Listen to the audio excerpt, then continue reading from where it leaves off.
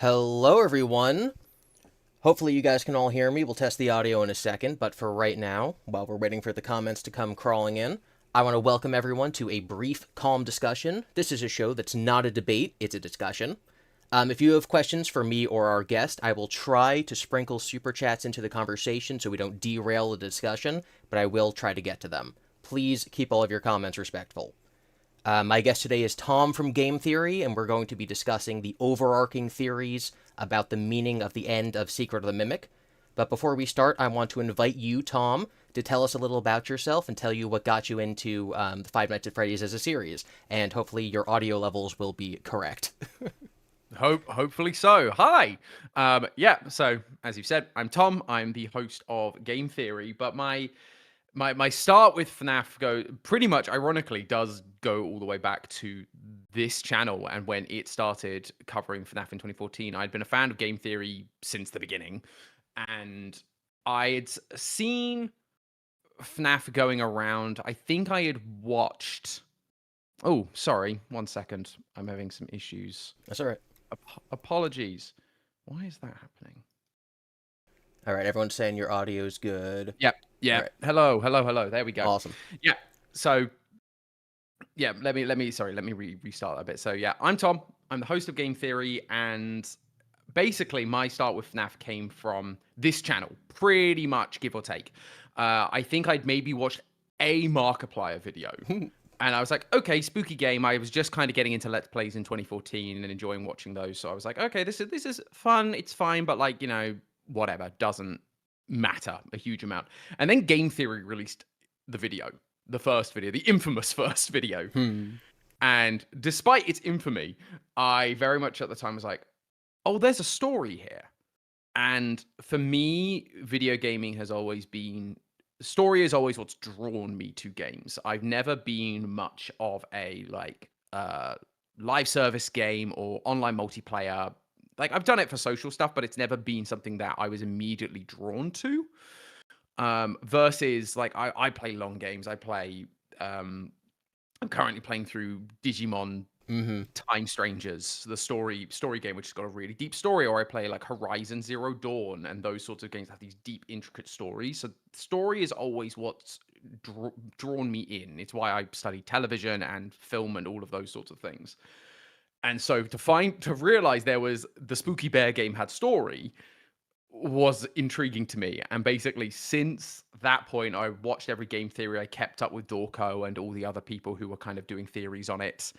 And started, like, I was peripherally aware of the books, but I had never really dove into them myself until I got this job. And then it suddenly dawned on me, like, I think Matt was writing a theory as I got hired, and he was like, "You're gonna write this one for me?" I was like, "What?" And he was like, "Don't worry, I'm kidding. It's like, you've been here a week. Don't worry about it." He's like, "But you will have to start. You need to start reading the books and catching up." And I suddenly was like, "Oh no, what have I done?" Oh my gosh. Because I love FNAF. Yeah, which books had come out at that point? Like, how many books were out?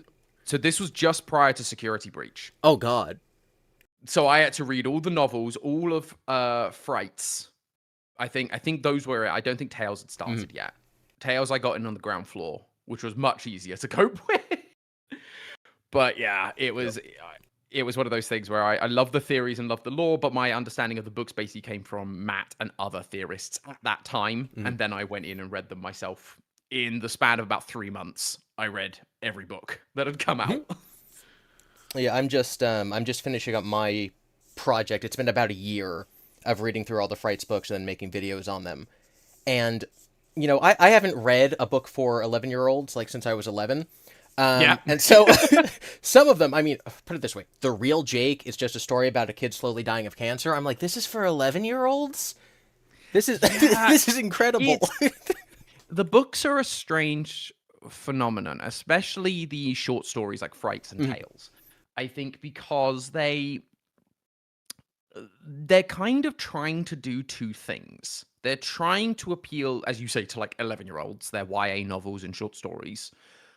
But they're also appealing to FNAF fans, who at this point are late teens, early 20s, if not older. Late 20s.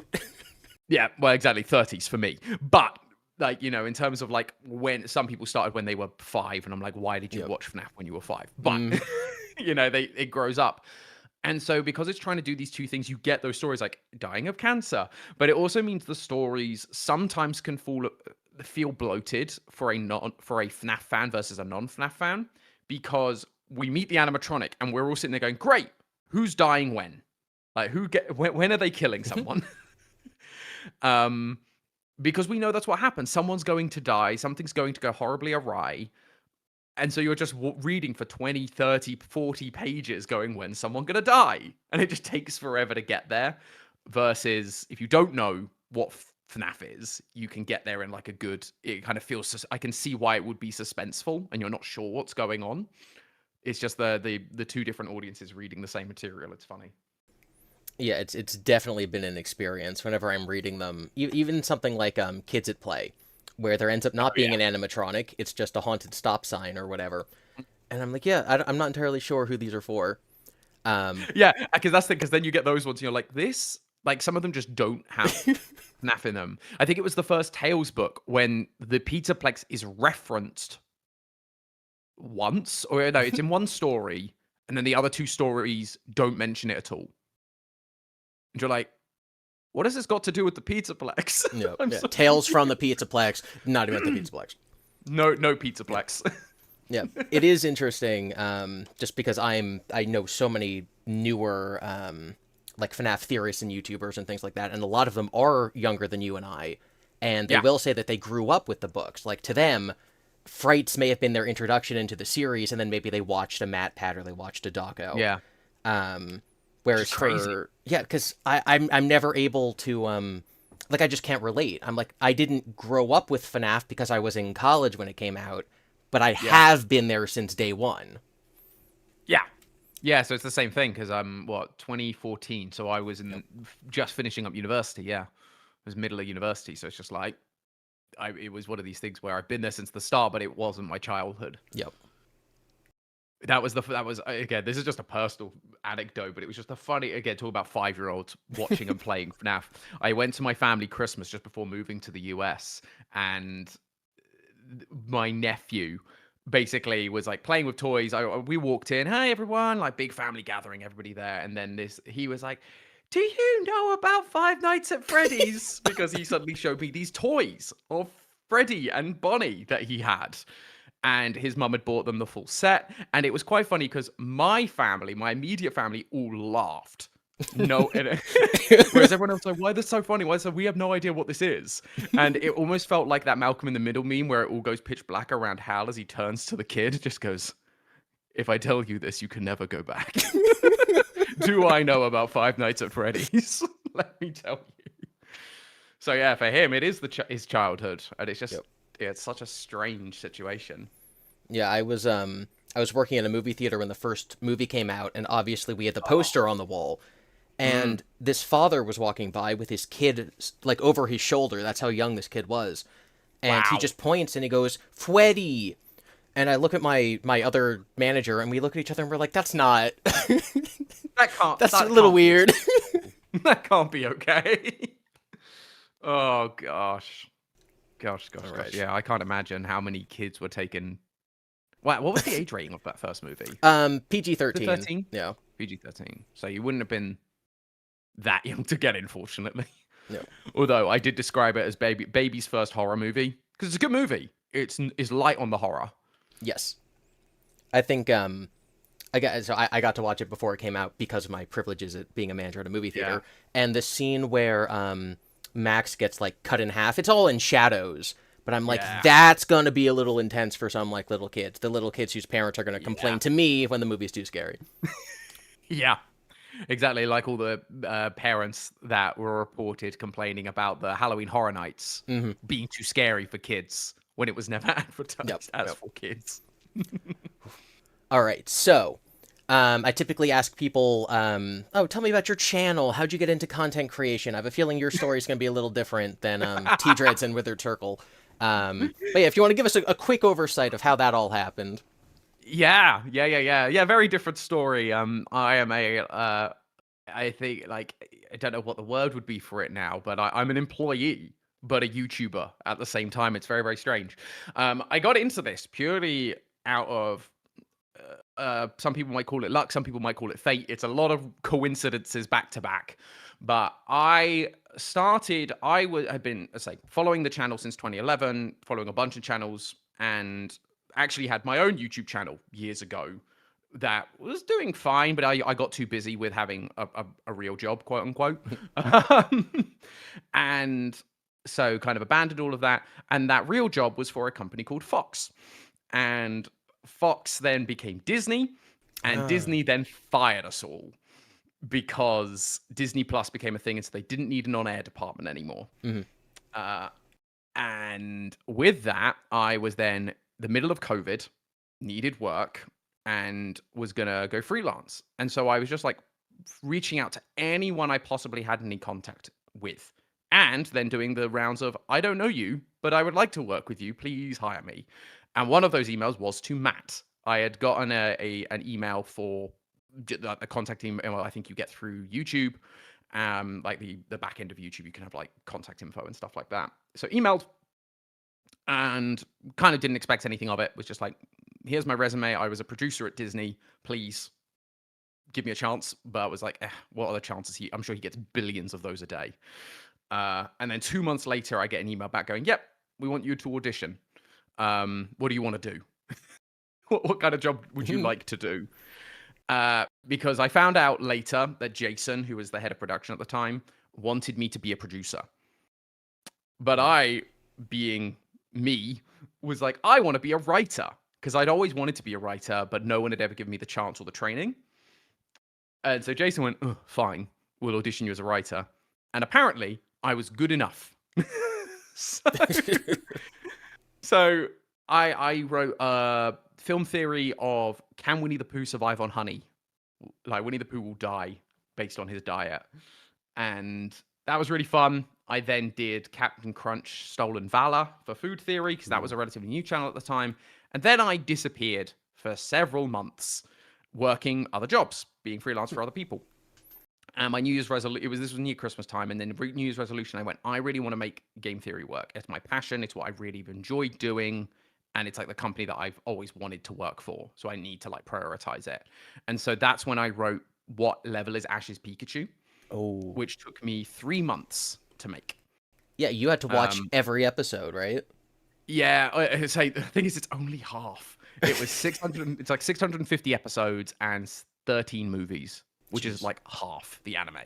Because I had to put a cutoff somewhere, and we were like, look, here's the infamous fight with a level 5 Snivy that he loses. Let's get to that point, and let's talk about why he definitely should not have lost as like our impetus, rather than just going, I'm going to go insane and watch 1,200 plus episodes. Maybe one day I'll do the back end, and we'll have a part 3 going, here is the final level. But I did that episode, loads of spreadsheets, and that was when they kind of brought me into their writers' meetings to take on more projects. So I did Doki Doki, Power Wash Simulator, Lily's Garden, a bunch of lore videos they wanted me to try, because it was something they didn't have much of in the writing team. And that went well. Those were really good. Me and Matt worked really well together.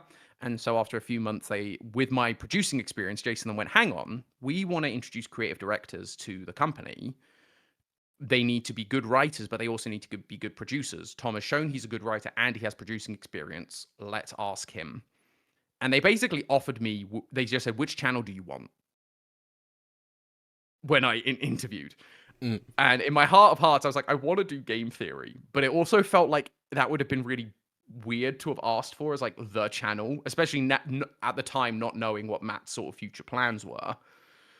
And so I was then like, we talked for like 30 minutes, me and Matt, and then he went, this guy needs to be on game theory. And then that was the end of the conversation. And so I was like, okay. And so that was in 2021. I was then brought on as creative director. And then the rest is kind of history, where after like a year, we got bought out by Lunar X. And then a year after that, Matt, or less than a year after that, Matt then told us all, by the way, this time next year, I'm leaving and you're going to be taking over.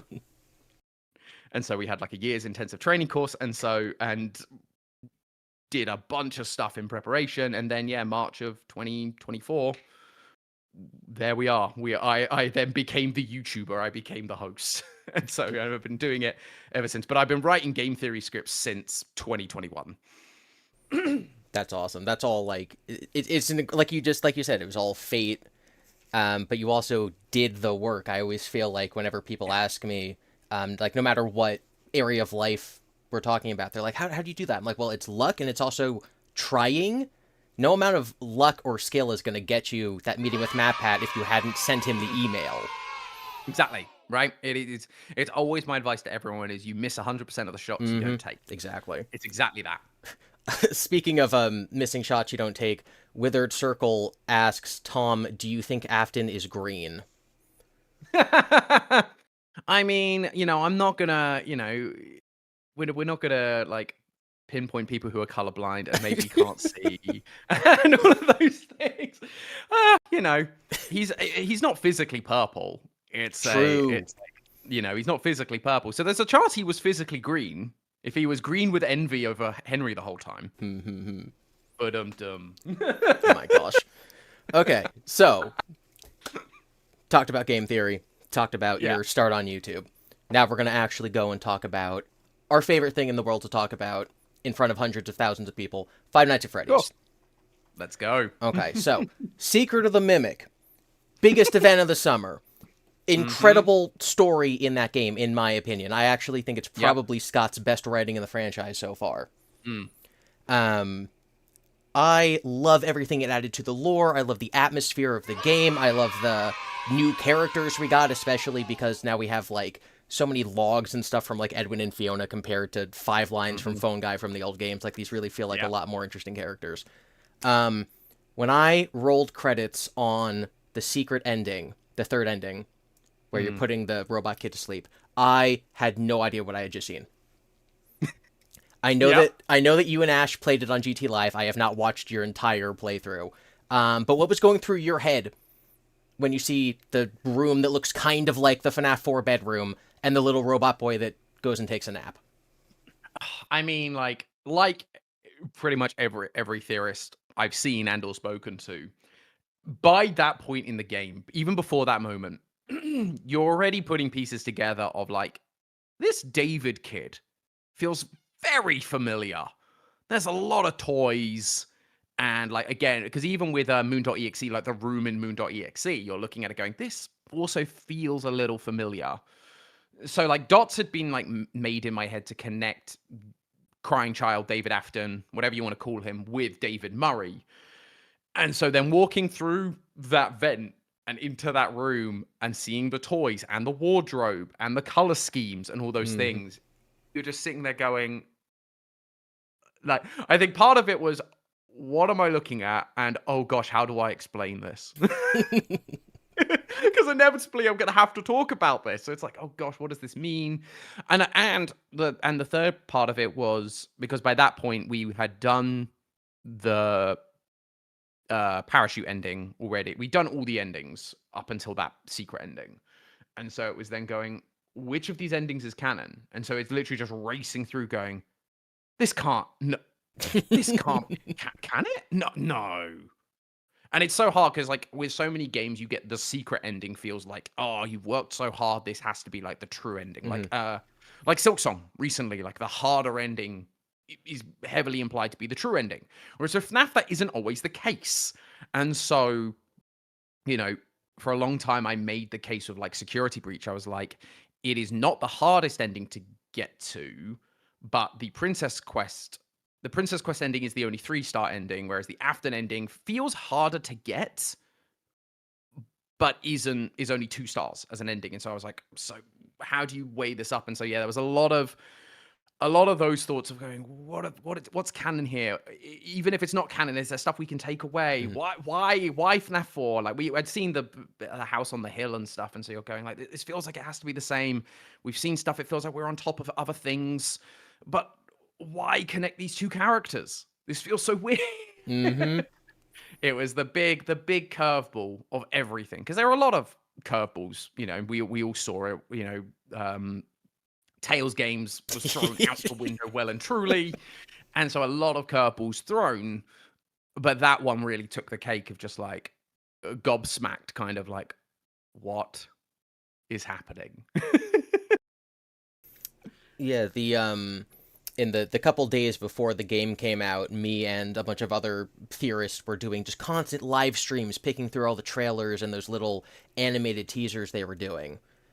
Um, Yeah, yeah, yeah. and some creators came up with the idea. I believe Fazbear Entertainment, Cryonide, T-Dreads, myself, Amakato, some other YouTubers who were present came up with this idea that a lot of the locations that the FNAF games take place in may all be the same plot of land. So, like, we all know the Mm, Pizzaplex is built over the FNAF 6 location. Some people thought that maybe that was also Fredbear's. Now there's, like, the weird FNAF 4 house on the hill, and there's a house on the hill in this game, and things like that. yeah. And so we were all like, I wonder if the underground area below Murray's is going to end up being the same physical location that Sister Location was. That Mm, it's possible that in the game, right? Because we had the little clip of, Jackie chasing you. We're like, I yeah. wonder if at some point we're going to see something that relates us to Sister Location. Yeah. And then, so I'm playing the whole game primed to be like, okay, this is a prequel. It takes place a couple years or decades before the other games. So if we do see something, it'll be a location before we see it in the future, right? If we see Circus Babies Hmm. Entertainment, it won't be Circus Babies, it'll be the space that turns into that. So walking into the room and seeing like the little robot toy is on the floor, Hmm. or the wallpaper is a similar color. Yeah. This is not a reference back to FNAF 4. This is something that takes place before FNAF 4. So Yeah. how does that happen? How does the more important thing happen in the future? So that's what just completely. I literally Mm, sat down for like 3 days. I didn't do a video. I'm like, I need to figure out why. If Crying Child's Golden Freddy, he's like the most important kid in the franchise, and he's yeah. Dave Afton. Why do we have another David? But this David died before that Dave was even born. Like, Yeah. typically Right. you'd think that causation would go the other way, that maybe Golden Freddy influenced, a future kid to be named David. But now we have a different Hmm. David who came first. And so that was my struggle. I'm like, I need to Yeah. solve why this happened first.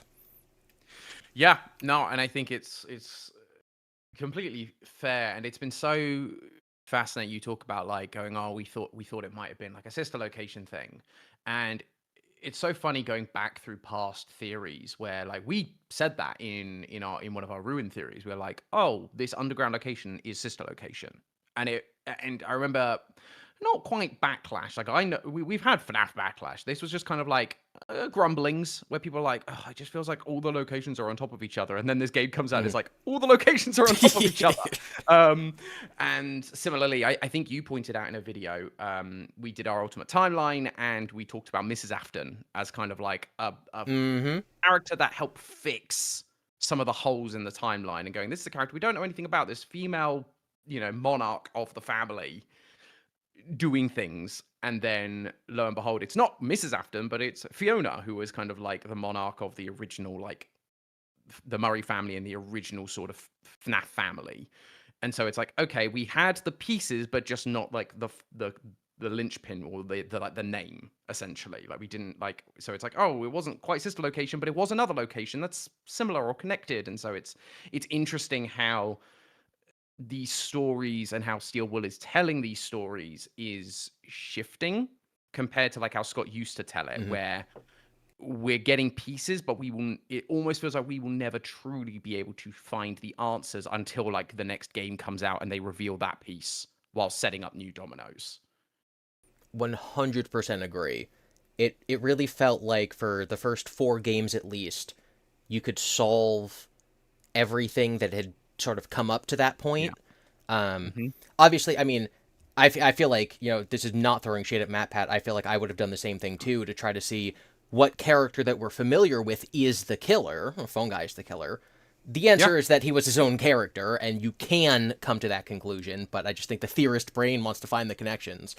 Um, And it's also with theory writing, so often there's a challenge of how complicated do you go for the sake of not accuracy, it's the wrong word, because we do care, we do want to, at the end of the day they're theories, but it's mm, nice to be right when you can be, and you're trying your best to find the right answers. But sometimes like there's a simpler narrative solution, and you just go, how much credit do we want to give one, like, audiences in order to follow it, because there can be a lot, and so it can be hard to follow, but also how much credit do you want to give Scott? So, like, Oh God. complex narratives. And so sometimes, yeah, like the connection between those two characters is a simplification of narrative. In the same way, like Mrs. Afton came about, it was a Mhm. simplification of narrative rather than having this miscellaneous unknown thing. It's like, well, there is a character that we kind of are aware of, but it's not. She's not super known, and so it allows for an easier story rather than introducing a new third character at that moment in time.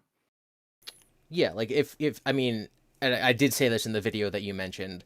I feel like your Mrs. Afton conclusion was the best that could have come up at the time because you had all the evidence, you had all the pieces, and you put them together in the right order, and you could have released a video to all the millions of game theory viewers that could have said, we found all the evidence, and the conclusion is that it's probably a woman that we've never heard of before. And Exactly, it's not satisfying, that's right? the right answer. It ended up being correct, but no one Yeah. wants to watch that. Yeah. It was just like, "Oh, that's a non-answer." And then you're like, "What do you want?" Yeah, that's what Scott's doing. Exactly. Oh my gosh. Exactly. All right, so the sort of what I'm going to call the problem of why are all of these events happening first in Secret of the Mimic Mhm. and then sort of echoing down into the future. Everyone, or maybe not, maybe I have a lot of new viewers because your name's in the title. Everyone who's here should know that I have a theory called Fate Fiona, which is basically that the F10 machine that Fiona's consciousness is in, or a program that thinks it's Fiona's consciousness, whichever it ends up being, is connected to all of the computers and all of the little Agony devices in the animatronics, and that the reason that the story of Edwin and David and Fiona and Murray's costume manner seems to echo into the future is because she's sort of taking on the role of the storyteller from the Tales books. And so she's sort of replaying almost like the way that ChatGPT or like DALI works, where you feed into it some data and then all it can really do is rearrange it to get new things.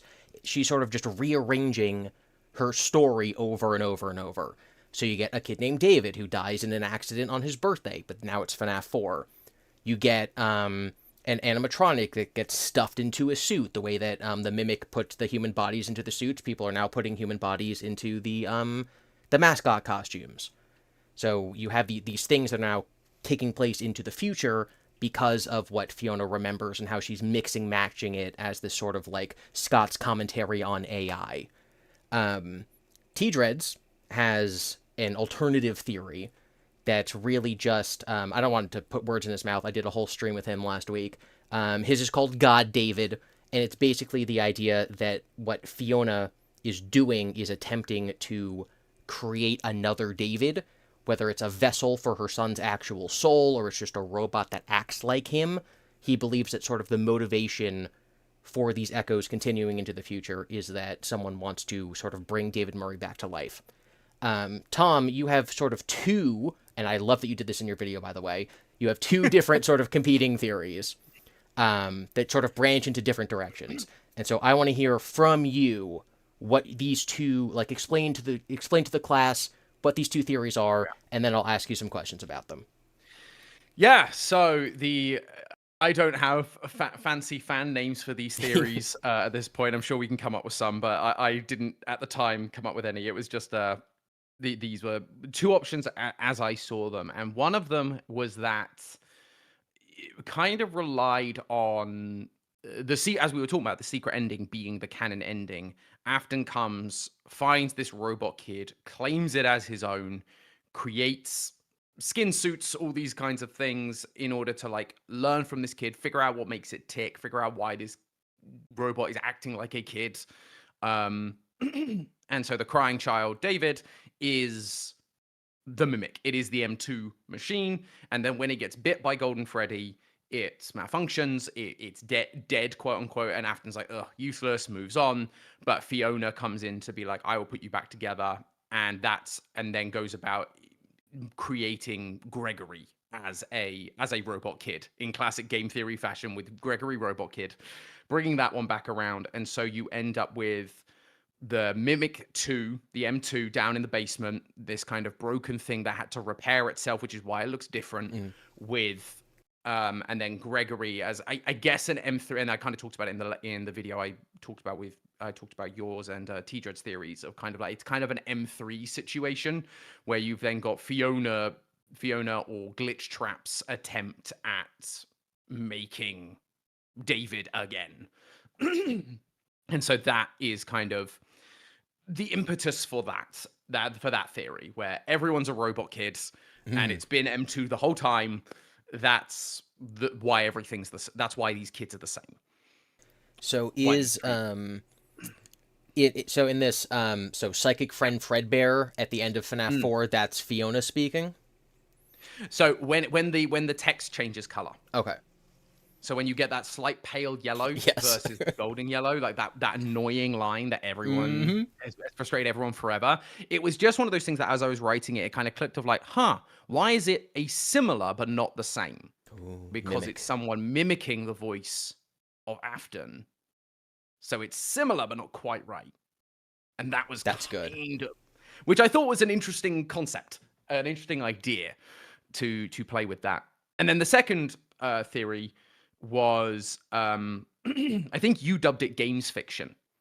A lot of people call it that, yes. Or a lot of people call it, again, I haven't it's one of those things where it's like there's so many names of things and people name things and I'm like, I can't keep up with all these names. I think one of your videos had like a list of you need to be aware of all these theories. I'm like, what are these names? And then I look at them and I go, oh, I'm aware of this theory. I just don't know what the names are. But yeah, games fiction, which is basically that we have known that the first like 4 to 7 games are in-universe games, but we've largely taken them as they're based on real events with some embellishments maybe here and there, which can help answer continuity issues and blah, blah, blah, but they're primarily there as like the facts. My proposal was that they are entirely fictional. They are Fazbear essentially rewriting history and using the games to do it. Where the reason, because David Afton isn't the only person we see similarities to. There's all the location stuff that we've talked about. There's even similarities between like both Afton and Henry share similarities with Edwin. And so with all of these connections, it's going, why are all these things feel so similar, like in the same sort of vein that we've been talking about? Why are they all the same? And if these games were being made by Fazbear as games, as essentially pieces of fiction, whether based on real events or not, you're going, well, they could be entirely fictional, like most video games are. Like FNAF is as a story, it's entirely fictional. So are they essentially going, we're going to remove Edwin from the picture, we're going to make this, this is about the Afton family story. This is about William Afton and his kids and their story and their fall to tragedy, because he's the founder of Freddy's. And so people know who William Afton is. So it's like, this is the Freddy story. And it kind of allows them to remove Edwin and his involvement and the bad business practices that FNAF did to cause his company to go under and buy them out. It sweeps them under the rug. Alongside that, it then also allows you to go, oh, you know all those murders that happened that we're being accused of? Oh, it was our founder who none of us really liked, but he's dead now. So don't worry about it. We're a good and clean company again. Please come back to our Pizzaplex. Please come back and enjoy our facilities. Because, and then it's like, it just brings into question a bunch of things like, did William Afton go on to possess a suit, or did he just die in a springlock accident? Were there ever spirits, or was it the Mimic AI controlling the animatronics? Like, basically a bunch of things like that. Just, and I said about it in the theory, it's like, there's a lot of evidence for it. I don't like it because it means like so much of like 10 years of theorizing just goes out the window, because you go, well, what can we trust? Unless there's like double down evidence in the Steel Wool era of games.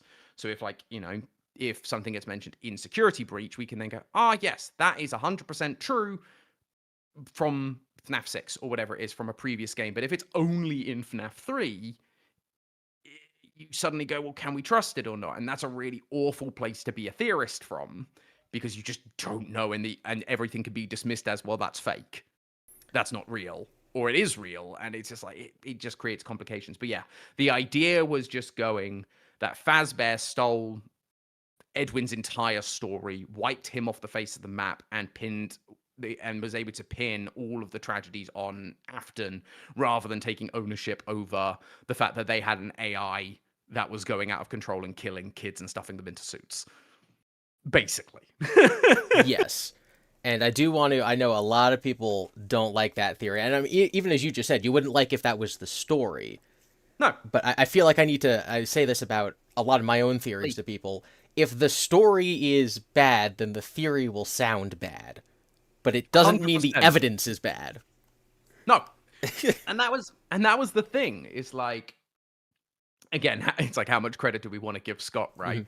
To some of these things. I think it's funny how the fandom as well can go through ebbs and flows of Scott is a genius writer and Scott doesn't know what he's doing, as two paths. And it's interesting at what times those switch. Mm-hmm. And so therefore what theories sound crazy or not. Yeah, Scott had it planned all the way from the beginning, is something I hear some people say. And Scott has no idea what he's doing. He's not even really writing it anymore. He's making it up as he goes along. He's reacting to fan feedback and theories, is another thing I hear. Yeah. And those are, I think neither of those is 100% correct. No. Nope. It's a little column A, little column B, most of column C. Oh my gosh. Okay, so you and I were both in the camp that we did not believe the Frights and Tales books were games canon, like actually took place in the games literally. That's obviously been confirmed without a shadow of a doubt now. But would you say in this sort of games fiction theory that we would have to view FNAF 1 through UCN the way that we kind of used to look at the books? Sort of like, this can point us in the right direction, but we also can't take it as literal until it's confirmed in the main games anyway. Like, how do we use them for theorizing? Yeah, no, I think that's, again, if you're prescribing to that way of thinking and that being like the true lore, and that's like the way you want to, like, plant your flag and go with it, then yeah, I think you're right. I think it kind of comes down to the like we do the books now, but like we did the original novels before Tales games and all of that, and like we did with even the movie. There's those elements of like, this is essentially something where we can maybe get some ideas, possibly. But again, it's like thinking about, well, who do these characters reference? So, okay, this is an Afton action. Is that an Afton action, or is that an Edwin action? Based on the similarities between these characters, is this a Michael action, or is this someone else? Like, and having to find the word that everyone hates, but parallels. And I know there's a lot of discussion about what the word parallels means and why it gets misused. Different debate for a different day. But though that sense of like, what are these things that we can take and maybe apply meaning in a roundabout way versus a direct one-for-one, this is Afton doing this, therefore Afton did this kind of energy. I think that would be how you'd have to approach it, which again, as we've all known as the people who weren't going for Tales games, is a very hard position to hold and a very tough position to theorize from sometimes. Hence, like I say, I'm not prescribing to that particular. I wouldn't say I prescribe to it. I think there's a lot of really good evidence and it's a really interesting idea. It's just very hard as a theorist to say that is the direction we're going. That is the direction that Scott is going. Therefore, Yes. I feel like this is an appropriate time to ask this question, because I know a lot of people really debate about this a lot. But when good buddy Matt Pat went and spoke to Scott in person and he learned all the lore, did Matt tell you and the rest of the team what's going on? Have you been lying to our faces for 2 years because you actually know the truth? Yeah, this is why I'm throwing out their theories, is to throw you off the scent. No, no, no, no, no, no, no, no. Matt is a real man of integrity. I've always said that, and I will give him that. He is he recognizes when a secret is a secret and when it's important.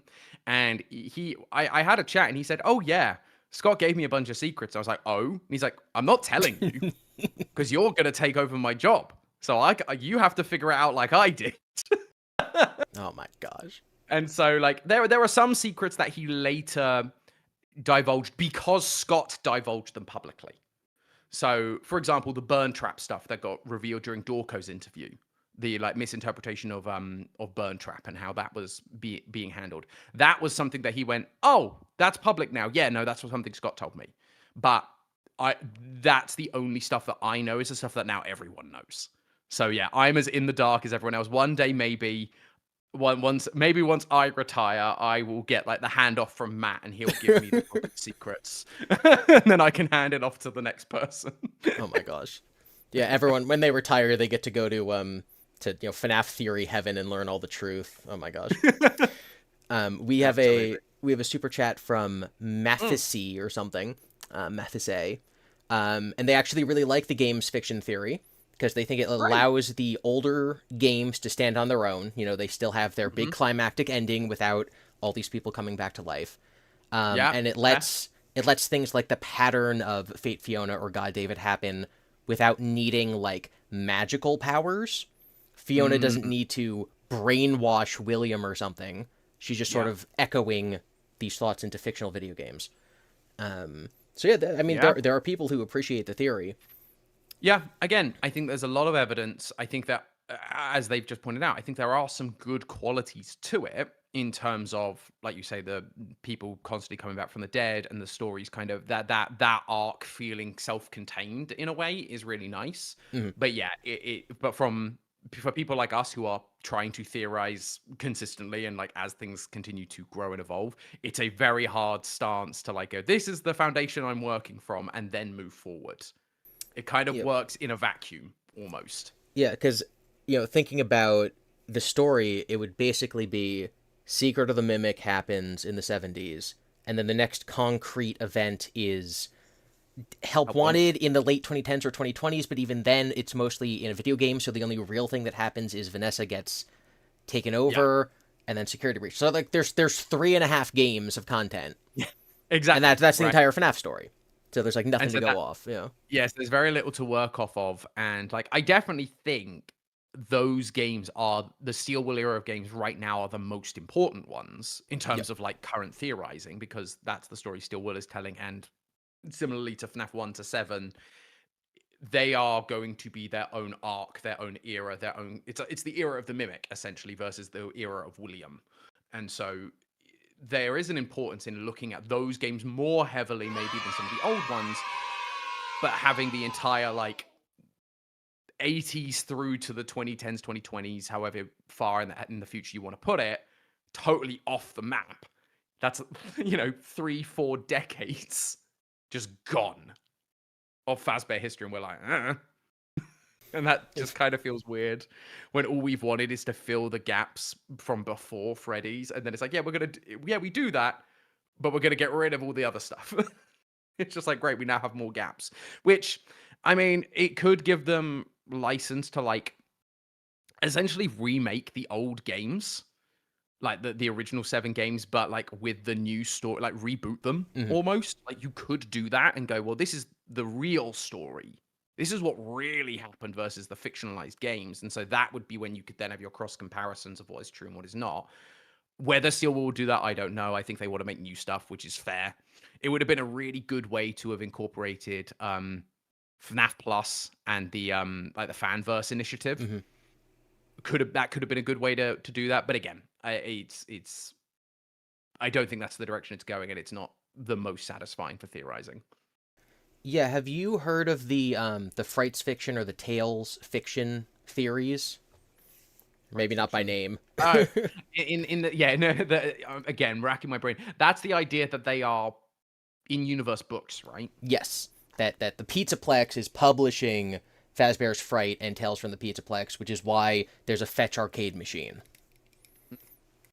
I mean, I think, I've heard of that. I think it makes, in the fact that we've now got in-universe games, like nothing is off the table. They're selling merch, they're selling games, like literal games, and making games. So you're going, the idea that the books are in-universe stories, again, to like trivialize the whole thing and make it like an IP and a franchise in universe. One feels very Fazbear as a move, but just from what we know about them as a company, but it feels like it could work. I've not gone into that theory in enough depth to like know all the arguments for it, but I think especially with the stuff we know about like the Mimic and Fiona, I think it can make a lot of sense because it's like, is it mixing and matching things? It's just going like what's in the archives of the Mimic program, and like what's it, so like Fetch is like a version of Bub and that sort of Hmm. stuff, and it's like mixing and matching stuff to go like, here's a character for your book and your arcade and your this, and then like you kind of pointed out is, and we pointed out, and everyone's like, we're going to ignore this note because it's so confusing, is the note about Fiona in the basement, which is like, this is Fiona from the book. Yep. And we're like, this is in the 70s. So that's the other factor, is you're going, okay, well, that story, that tale story seems to be affecting the Mimic in some way in the 70s. But if that is a Tales book, how does that work? And I Yeah. think that's like, that would be like, again, a very recent hang up I might have. But again, I've not looked into that theory enough to know the full argument for it. But I think it's entirely possible, just based purely on concept. Yes, and it would fall in the same category as, these other continuities still matter, they still count because Mm, they exist within this universe that we're telling. But that doesn't mean that they literally happened. Like if yeah. in the ongoing story we need to hammer home that in 1992 or 3 something happened, but that contradicts FNAF 1. Well, FNAF 1 was just a video game, so like we can contradict it a Yeah. little bit.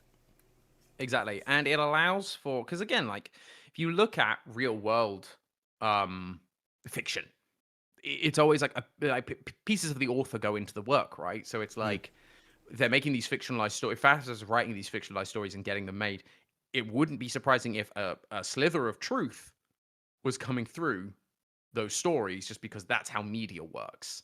And so again, it would allow you to get those pieces of information and go, oh, that might have been like a revealing of the hand there, or a hammering home of an important date or something like that. Yes. So we have a super chat from BDub CEO who says Scott killed games fiction on Reddit when Help Wanted came out. He said, "quote No, the FNAF games do not exist in universe. I don't exist in universe, etc." So Did he say? I have this pulled up. I Hmm. remember this was a whole thing that Scott. It was a big long post he put on I Reddit. remember him posting. Yeah. Yeah, and I mean, I think you and I and most people watching this are aware that the reason that Help Wanted added the confusing story point that the previous games are now in-universe indie games is just that he wanted Help Wanted to be canon, which means that to remake the older games, they had to be indie games. Like, he wanted Help Wanted to not just be a repackage. He wanted it to move the story forward. And that's kind of what he Hmm. points up in here. And so the paragraph that this person is misquoting is I'm not canon, Freddy isn't canon, the fan games aren't canon, you aren't canon. Only the existence of a game developer that supposedly made video games on actual events that may or may not be a cover up by Fazbear Entertainment is canon. Yeah. That does not say what the super chatter Yeah. is Yeah. saying. The Scott isn't canon in games. It's an indie developer that happens to look like him. But the games, the FNAF games are canon. The FNAF fan games are not, and like the Reddit isn't, and therefore, Mhm. because that's the thing. If Scott physically was canon, then it opens a world of like the real world is fiction, and so therefore Reddit is in the FNAF universe and stuff, which it isn't. And that's what he's dispelling, is that like you build up and up and up from one small detail that suddenly gets very out of control for trying to universe build. Yeah, and it gets really, really meta and all that stuff, which I think is why the short story The Scoop was canceled, because it was about how the FNAF games are real games, and then like Freddy is real and the theorist community is real, and they say it's just a theory. Like I think that's why Yeah. that story was not I deemed canon. remember falling off my chair when I read that line. Going like, "Are you kidding?" Oh, it was good.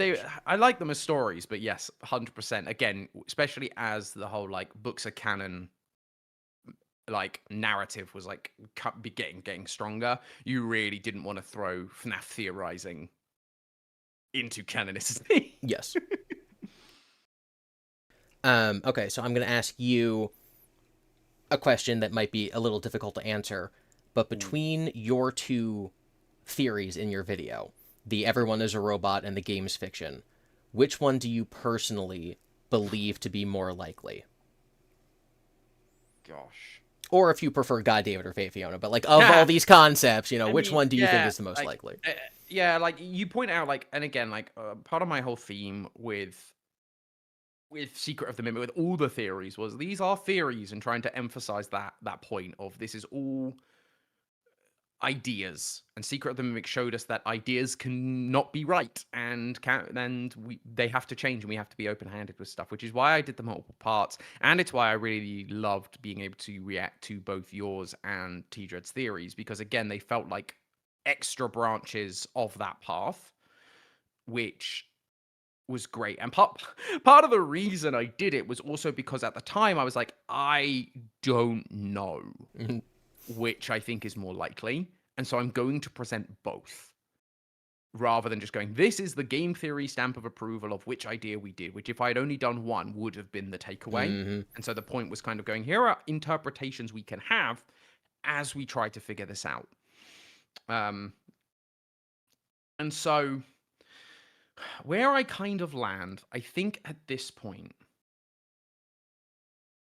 there's some stuff I've actually got working in the background. I'm actually working on another theory right now. Here's a teaser about which kind of expands a little bit on. It actually jumps a little bit off of GodDavid, a little bit. It's about like FNAF 4 and the brainwashing and some evidence from a different perspective that might change some things. But I think for me, it kind of ends up falling into a world of it's either going to be everyone's a robot, or it's going to be somewhere along the lines of GodDavid, or some combination thereof. I think is most likely. And I think the reason for that is it keeps it a little more contained. It keeps the story somewhat simpler. It allows theorizing to continue to happen because these characters did really exist, and William Afton isn't now just like a figment of imagination. But it also I'm still working myself through the nuances of who's a robot, who's a kid, who's brainwashed, and who is following programming, and how did those things come about? Because I like the idea of the thing I liked about GodDavid was the fact that it keeps people as people. They get to still be there. Like Gregory gets to be his own character. Hooray! He's just brainwashed into being into someone else, rather than everyone being a robot and there's no real humans and nobody has a character. So that was like the emotional side of me was drawn to that as like that feels better as a story, as a narrative, to have more humans involved in that way. But with Glitch Trap and the Mimic virus being able to take over people, it feels like that is involved in some way. But then where M2 falls into that, there's an element of like, we'll probably find out once the DLC drops, because there's going to be DLC. And so we'll probably find out, like, do we see M2 end up cemented down in the basement just waiting for ruin? Or is the M2, you know, do we see M2 picked up from the bedroom by like a hand and then whisked away? And like, because the DLC to some degree will have to, like, even if it's a time skip like Security Breach to Ruin, it will follow on from Secret of the Mimic. And so that will inform which of the endings is canon, which then kind of informs which of those directions is more likely. Because if the Mimic's like broken in pieces and cemented away, it cannot physically be David Afton, just by default. Which is why I prefer the idea that David Afton is a kid that's brainwashed, but the brainwashing of David Afton versus the brainwashing of Gregory is a much harder thing to pinpoint. Yes.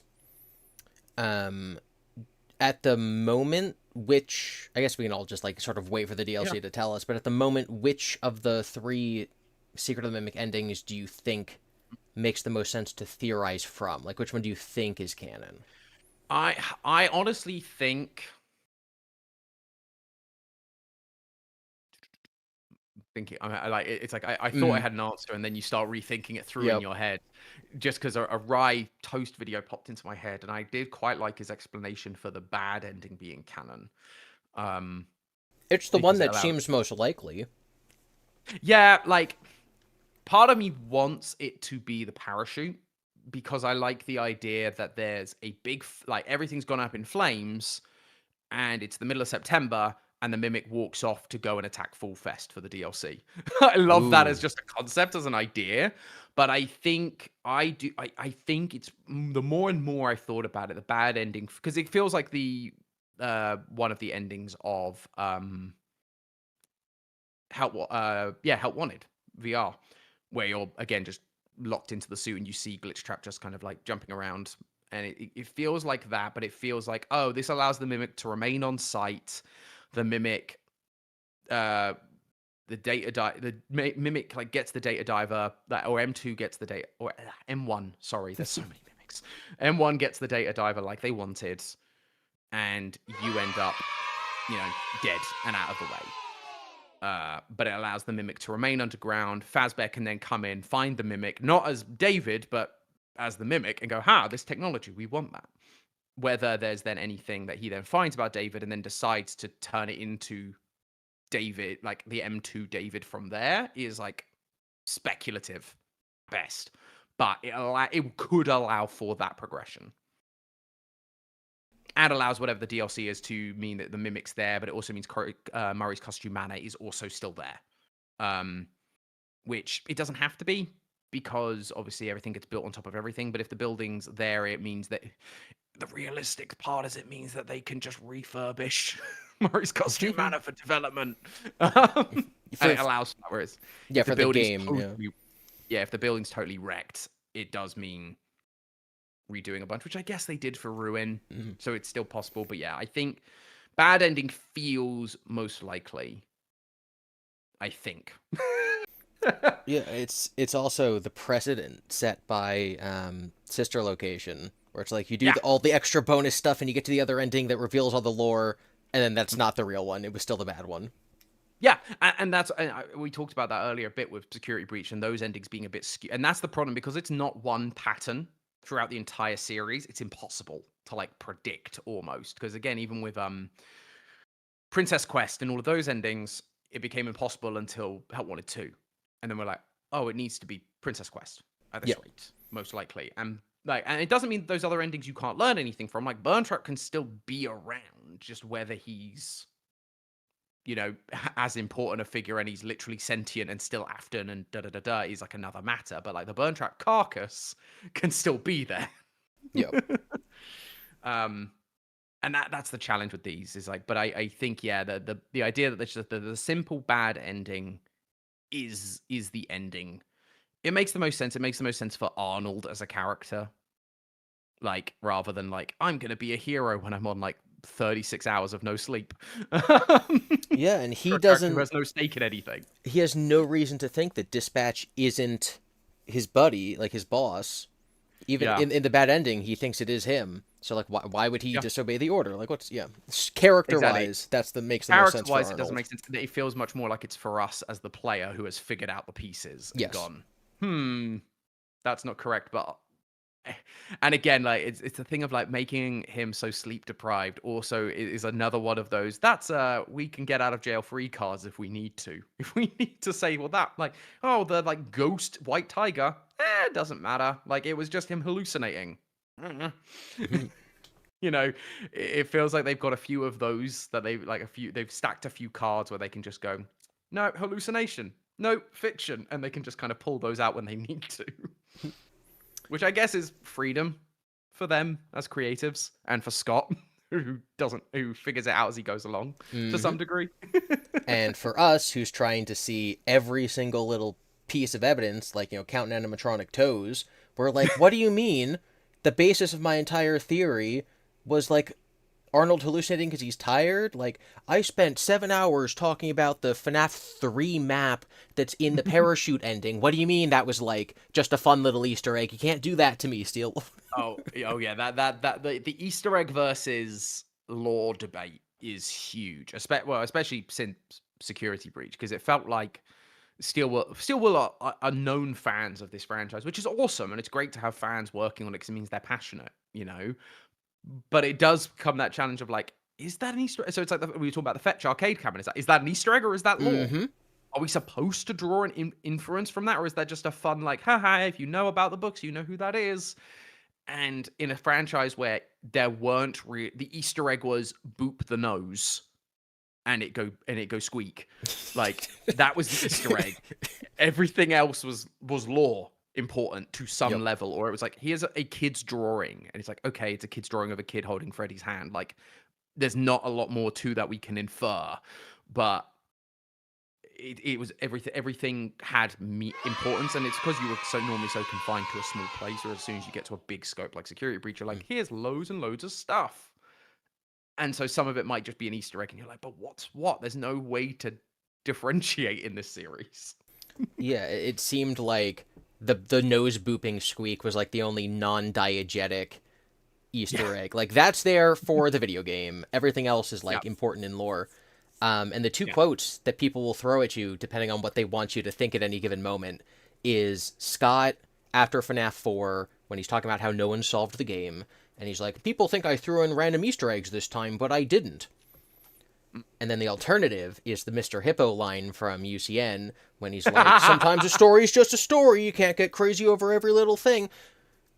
So if you want to Yeah. dismiss the tiniest detail, you quote Mr. Hippo. If you want to say the tiniest detail is actually the key to the entire franchise, you quote the FNAF 4 post. Right. There's and that true FNAF fashion. There is contradictory evidence for both sides of every argument. You can justify it with about enough evidence, and both arguments also have enough flaws to disprove. Mm-hmm. Oh my gosh. Have you we kind of talked about the Fiona I fell asleep and dreamed Tales from the Pizzaplex thing a little bit. Um have you had thoughts on the Fazbear's Fright map being in the Proto Freddy's? Because that's the other one that really trips people up with like, if this is intentional, what are they even trying to say? Oh yeah, sorry, my brain had to do that thing because there's Fazbear Fright and Fazbear's Fright. Fazbear's Fazbear's Fright. Fright is FNAF 3, Yes. and yes, like my brain's like it's almost dyslexia happening in my brain in real time. Yeah, that I remember seeing that and going, "What is that map?" And and at the time, I think I called out that it was FNAF 3 because I was like, "That's not the other two. Why is that there?" I mean, for me, it's all prototype Freddy's. Obviously, the layout for it is much more FNAF 1 coded, but it feels like this is all in the planning stages. Like the body, like the animatronics all look a little different, and everything's a little bit off because it's all planning stages. So for me, I wonder whether it's like the plan. It was either a rough plan for this location that just didn't pan out, and there's just like, here's the leftovers, or is it the plan for like a set, like the next location, or oh, we've scouted this building, what would the layout for that build, like there's this other building we might purchase, what is the layout for that building going to look like, and how would these features work in that location? Because it wouldn't be surprising for the people who are uncovering like Fazbear's history and creating a horror attraction, like the best location you could get is an abandoned Freddy's. So having the FNAF 3 location be an actual Freddy's location at some point makes sense. And I think it's probably more leaning in that direction. That's like, this was going to be a future location, or was maybe the initial plan that was then scrapped, but they held on to the idea and then later down the line purchased this extra building, or built that Mm. building. It then, like everything else, becomes defunct, and so in whatever year FNAF 3 takes place, they go, there's this abandoned pizzeria and we're going to buy that, and then we're going to, like, because all this stuff is here, we're going to frame it around that. Which so That yeah, would be my gut. that 5 minute speech that you just gave is the gut feeling of what Steel Wool intended by having this one little PNG in the game. Right? Uh, they're like, oh, This is clearly, people wonder how we have like 70, 80 theories on the channel. This is why. clearly, everyone upon seeing this will figure out that what this really means is that we developed another building and then everything you just said, because that Yeah. unironically is the easiest explanation with the least assumptions, right? Right. That's the Occam's razor, is what you just Hmm. said. You could go off and be like, oh well, this means that actually Fazbear's Fright was underground and like they did blah blah blah. That's taking a Yeah. lot of assumptions. And so the question Yeah. that people, my audience at least, I'm sure that you guys get way different Yeah. comments because you have millions and millions of viewers and commenters who all have different ideas. It's different. It's a bit different when people can write a 10-paragraph essay in my comment section and like think I'm gonna read it. Yeah. The question everyone asks is, oh, but isn't it more likely that it's an Easter egg? I think Rytoast found that the map for the FNAF 3 location is the default image on screens that aren't visible to the player in Help Wanted. Like, they went out of bounds, and all the computer monitors that the player can't see are the FNAF 3 map, or that image. And it's like, oh, well, clearly it was just a developer error and they left it there by mistake. Or maybe someone at Steel Wool thought it was the FNAF 1 map, but it's actually the FNAF 3 map. And so as a theorist, I'm like, well, if we say that things in the game that appear to be lore are mistakes, then what are we doing? It comes back to the fiction argument, right? Yeah. It's like, well, what can you work with? Because Yep. suddenly you just go, oh, well, that's fake. Oh, that's a mistake. Oh, that's an Easter egg. That's Scott's one retcon from before FNAF 4. Yeah. Like, what are we working with? Like, what do we actually have to play with here? Because if you can write any piece, like any contract, it becomes that thing of like, it's about finding reasons to like defend your argument almost of like, here's all my reasons why my theory works, but what about all these things that don't mean it doesn't work? Oh, well, those are mistakes. Yep. Oh, those are retcons. And it's just like, no, we have to accept the fact that this is a contradictory series and so much of the evidence doesn't actually work together so often.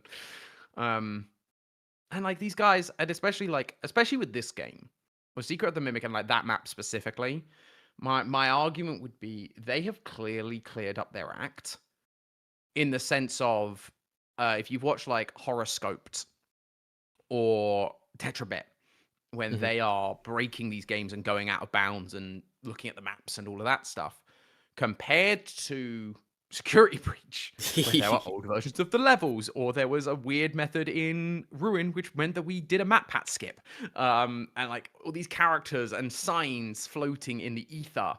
Security Breach, in Secret of the Mimic, there's like nothing there. And so it feels like they're going, we know people are going to check the files. We know people are going to look at the map, like break the bounds of the map. So we need to be buttoned up. And so that being in such a prominent position feels like it can't just be them going like, oh, we missed that. When they were so meticulous with like this level of detail to like not leave confusing evidence out of bounds that would allow people to either predict and or go off in the wrong direction. To some degree, there's always a chance that I'm giving them way too much credit, but that would just be my thought process. Yeah, no, it even story wise and even like glitches and bugs wise, I think Secret of the Mimic is significantly more polished than Ruin or Security Breach. Yeah, exactly. All right. Another sort of small detail, right? I kind of put these three things in the same category: the Fiona Dream Note, the FNAF 3 map, and the oil painting in Edwin's house that's the Mimic and David on a hill overlooking the factory. Yeah. Who painted that? Painting. Is it real? Why is it the same as the Gregory Glamrock Freddy one? What's going on? Again, that feels like a depending on the outcome and desire you have. We used it in the everyone's a robot kid theory because it was that sense of, look, again, these two things are mimicking each other. These two things are the same. It feels like it feels real to me because it just hammers home the point that these two things are connected somehow. How we get there, whether it's possession or AI mind control or robot kids, is up for debate. But the fact that you've got these two like mirrored images, because they're facing the other way as well, Yes. I believe. And so it literally looks like a mirror almost is like put down the middle of them. And so it's a reflection of one another. And that feels intentional because if it would be one thing if they were all facing the same direction and literally like the same back, like I think, was it, did T Dreads talk about it in a live stream where he said, oh, it's like the reverse view? Yes. So one is It's looking at the factory and the other is looking away. yeah, it's like you're on the same hill, one's looking inward at the factory, one's Yeah. looking outward away. Yeah. Yeah. And so again, it's that idea of reflection. One's looking back, one's looking forward. Um, you know, and so that there's that idea of similar but slightly different, and these two things are a reflection of one another. Whether you then want to refer the reflection in the same way as like these two characters are parallels in like games fiction kind of direction of like they're a reflection of one another but not the same, but like one is a fake because that's how mirrors work. One is not the real thing, one is the real you. Or if you want to go down the direction of no, we're just being shown like these two characters are walking like this a similar path. They're reflecting one another in reality. Like you could take it again. You can take that and interpret that in any way you want, almost to fit whichever narrative you prescribe to. But I would say it is real, and I think it is there. Like compared to the FNAF 3 map, which is like that's an asset that exists. And you might, and you do use testing assets to just go, oh, we're just going to shove something on the screens while we figure out what we put there. And then one gets left behind. That could happen. That asset is like, there's only one, right? From my understanding, it's not like a Yes. repeated asset. So Yeah. it's not like the notes on the boards in Security Breach where there's a lot of repeating notes because it's like, oh, they have like one or two post-it textures that they just repeat. And the same in like the post-it room where it's like 5 textures that repeat over and over again. It's more than 5, but you get my point. That idea, because it's like this one image, it's like that has to be purposefully placed. It is an artistic rendition of this scene. Mm-hmm. So effort and money has gone into making that rather than it being an asset that just existed. And so it's like it has to be real and it has to be trying to tell us something, but it's hidden in the classic way that FNAF is of going, you have to really look for it. But once you find it, it's like a big piece that is going to help form your argument or form your theories. Yeah, and we have this just like it definitely feels because I think it's almost like it fell off the wall. It's on the floor in the room with all the tape decks before you get the final ending. So like you need to do all the lore stuff to get to the like you have to do all the legwork to get there. Yeah, And it's almost exactly. like they're like that's the lore reward for finishing the game. Yeah. That's them being like, and here is like the answer to everything. Boom. Look, acrylic painting of you know, the hill in the factory and the mimic and David Murray. And you're like, Yeah. okay. And um he's got a striped shirt, maybe. Yeah, exactly that. Exactly that. Yeah, it's almost like making it slightly more. Yeah, it's almost like they're like, okay, you think you understand what's going on? No, you do not. Nope. Yeah. And it really Yeah. can fit with any interpretation. And that's the fun of theorizing and what we do Heck is yeah. getting to explore the different options. And the fact, again, the reason we have 70 to 80 theories on game theory is because over the years, one new piece of information comes out, makes you rethink every interpretation. And so suddenly we have used, I will put you back together to justify 10 different theories, Mm-hmm. you know? Yep. And it's like, and it's not to say that one of those is inherently more right than the others. Like the hope is eventually we eventually get to the point of going, this was the right answer. But any of those could be correct at any given point in time based on the evidence we have. But it just goes to show that so few pieces of evidence we get are ever definitive. It's rarely like this is confirmed. It is just this is a strong implication based on what other evidence we have. But who knows? Can you? I might be springing this question on you, but can you think of any piece of evidence that you feel like it's been confirmed what that was clearly pointing to? Like even from like the earlier games. Yeah. Because something. So, for example, I think that the night guard in FNAF 2, Mm, Jeremy, is the victim of the mhm. bite of 87. I think that's just Yeah. clearly what those games are saying. But people disagree. People still think that it could be someone else, or maybe that just wasn't the day of the bite. And Yeah. to me, that's almost as clear of a confirmation as we can get. Yeah. But people will always I have think different I ideas. Yeah. Yeah, and I think actually along those lines, when we got the week before, the fact for me it felt like almost pretty confirmed that it was Foxy that did the bite. Hmm.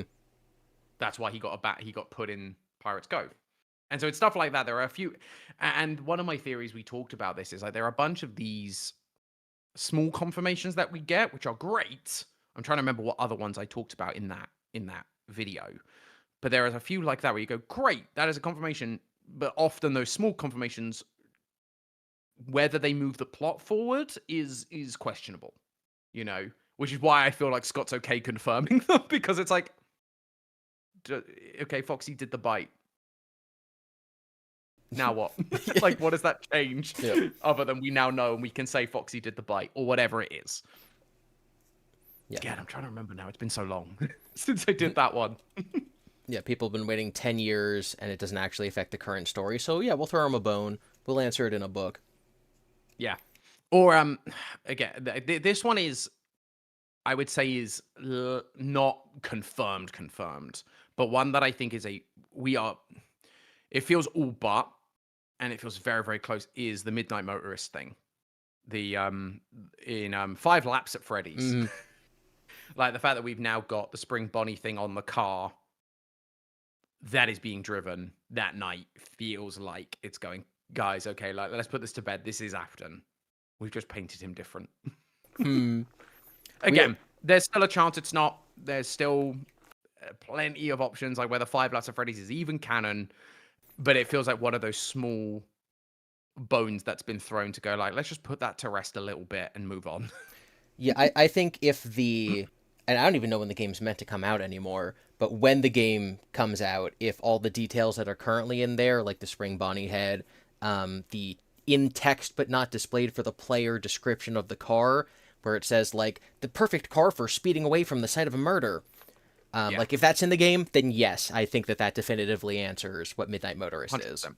Yep. Yeah, right. And there's a bunch of little pieces like that. Again, I'd be interested to see if they update the Murray sign to reflect what the Murray signs Yeah. we saw in Secret of the Mimic, because that would more definitively tie that game in as like more canon, I guess, or at least like the lore that, like, the pieces we can gather to use for lore. Again, canon in the sense of like, I believe these characters are kart racing? Probably not. It's probably an in-universe game more realistically. Yeah.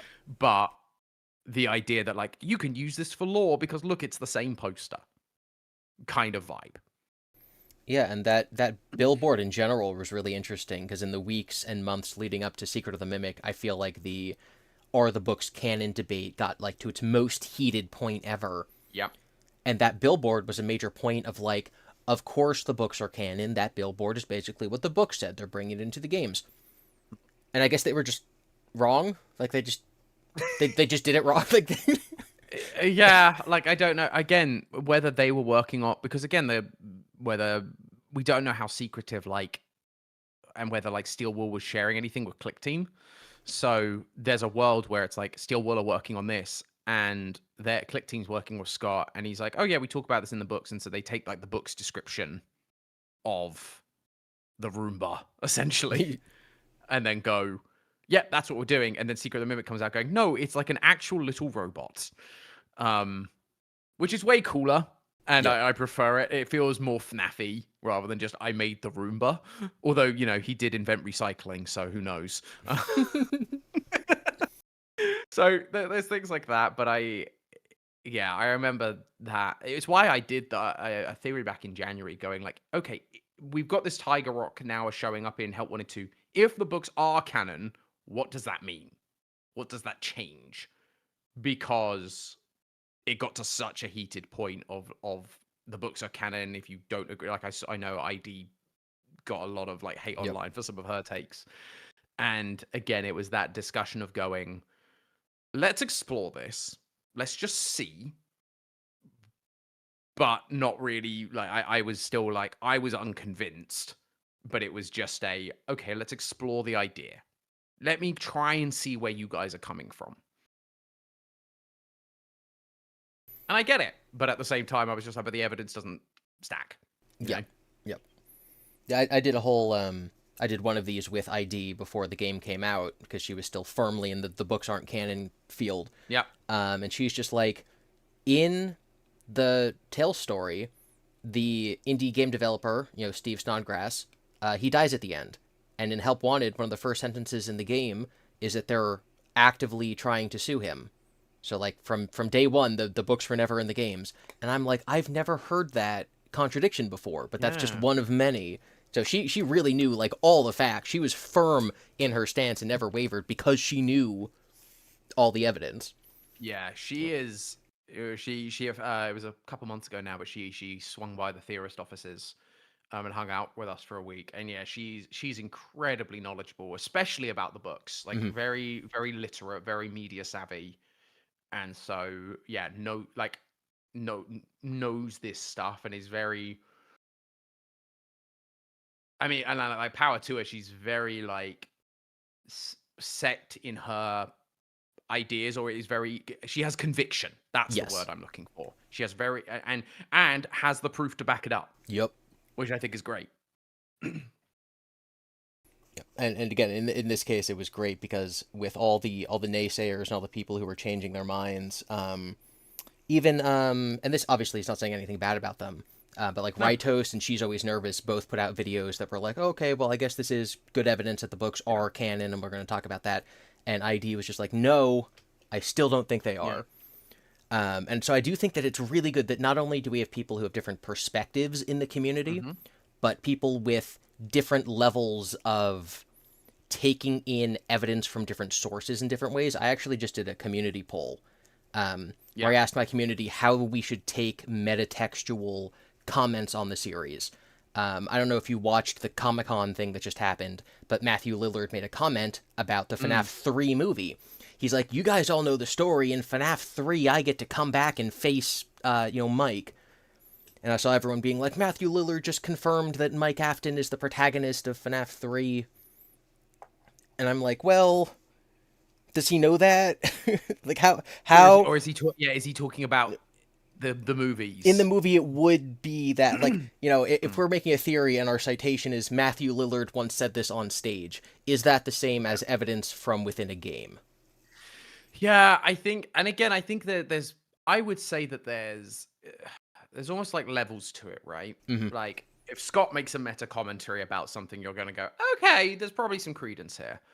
If Steel Will says a thing, there's probably maybe lesser, but there's still a solid level of credence. Like we've quoted Steel Will a bunch of times about like tragic villains and that sort of stuff because it's shows where their mentality is when making the game. But with Matthew Lillard, like I sit there and I go, how much does he like? And I don't know, and he might suddenly be like the biggest FNAF fan in the world. Who knows? But it's like, my understanding is he will probably be sitting down with Scott and the directors and being told like this is the plot, this is the story, this is how this goes. And so Scott will be feeding him information, but it may be skewed in the way the movie's going to work. So it's like, oh yeah, and then you get to come back and fight Mike because that's where the movies are going to go. Yeah. And so that's his understanding of the plot versus I've played the games and I know the theories, kind of vibe.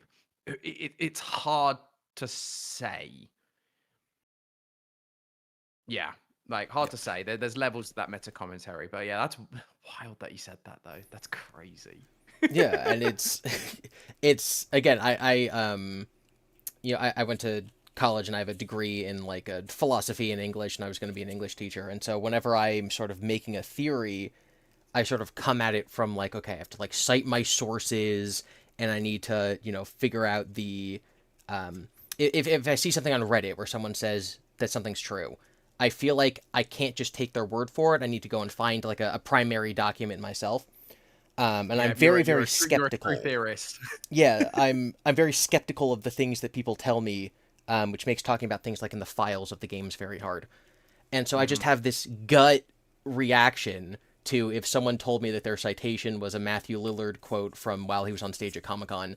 I'm just like, I don't take that to be very serious. Now, for full context, I do think that we play as Mike in FNAF 3, so that's not really Of the issue course. here. But Yeah, like we believe that. some people That don't believe that. yeah. Again, that I know there are people that don't believe it, but again, that even if that is like that was a confirmation, you go, okay. For most people, it feels like that doesn't change a whole lot. Mhm. Especially again, given how far we've moved from FNAF 3 and like the level of FNAF. If you again, even if you look at theories that do talk about old games, how little FNAF 3 plays a part in so many things, sadly. Yeah. Um, it becomes that discussion of like, okay, it's Mike. Now what? Or it's you Hudson. know? Yep. Yeah, exactly. And like, and that'll be a whole thing. I was surprised I didn't see because that was my other thing. It's like if the books are canon, why is the movie not canon? Mm-hmm. Why is the movie so distinctly different? Or being told is so distinctly different, and so it's then like, there was not a lot in FNAF 1 because we have a film channel. So, Film Theory did theories on the FNAF movie, but there was discussions of like, is there anything I can really pull from this to like theorize about? And it's like, not really. A lot of it is very on the nose, like similar stuff. And there's like the odd little tidbit that we pulled into a theory, but it wasn't like I was going to do a FNAF movie theory. I'm intrigued to see whether that's going to be the case going forward and whether there will be stuff of like more confirmations of stuff or in the same way that we would use the books, right? Using the movie in the Yeah. same way. I'm intrigued to see if there does come more of that, or whether it's more Easter eggs, which they've said there's going to be so many Easter eggs in this one, and so it's more just Easter eggy and like its own universe story, and you just don't need to kind of worry about it really.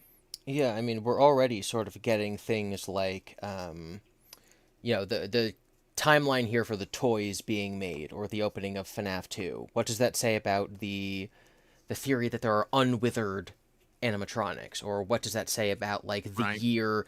If what year does Charlie die in the movie? Does that tell us what year she died in the games? There's already a Right. lot of debate about how seriously to take the things in the movie, and I'm very much in Yeah. the camp of not at all. Yeah, I think there will be an element of we'll have to again we'll have to see like with most things, right? Is like because if they go Charlie dies in 1985, the same year or 1983. Sorry, I'm getting the missing children's incident. Mm. There's lots of references to 1985, but it's like oh she's in like dies in 1983, the same as all the other times. Then you're like okay, I think we're being beaten over the head with this.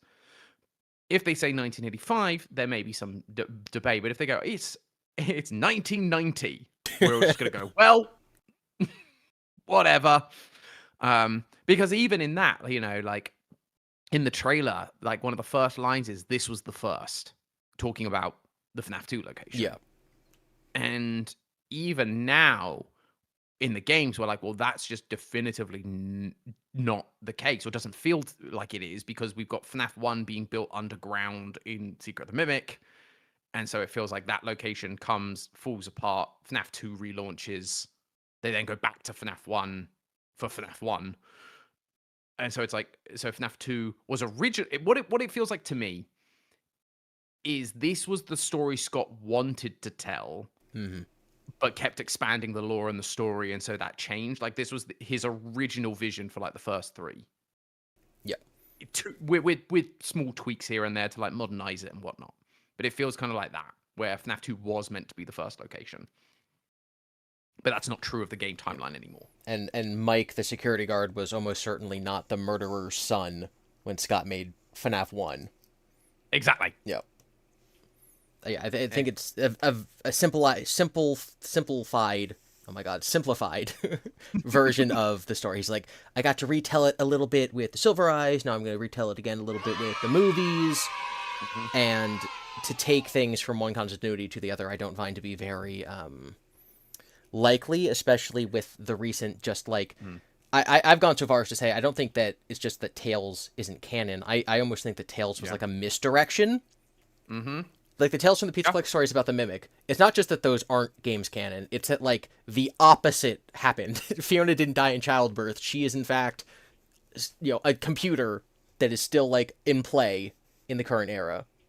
No, exactly. I think things like the games and the books, I find them as good jumping off points to explore ideas, and they work as really good supplementary evidence, but not always as like this is like the only evidence I have, or like the core evidence that I'm using is all from this. It's like, again, like let's talk about, the dates of like 1985. It's the fact that we've got like so many books that point to 1985. You go, okay, this feels like we're being given something here.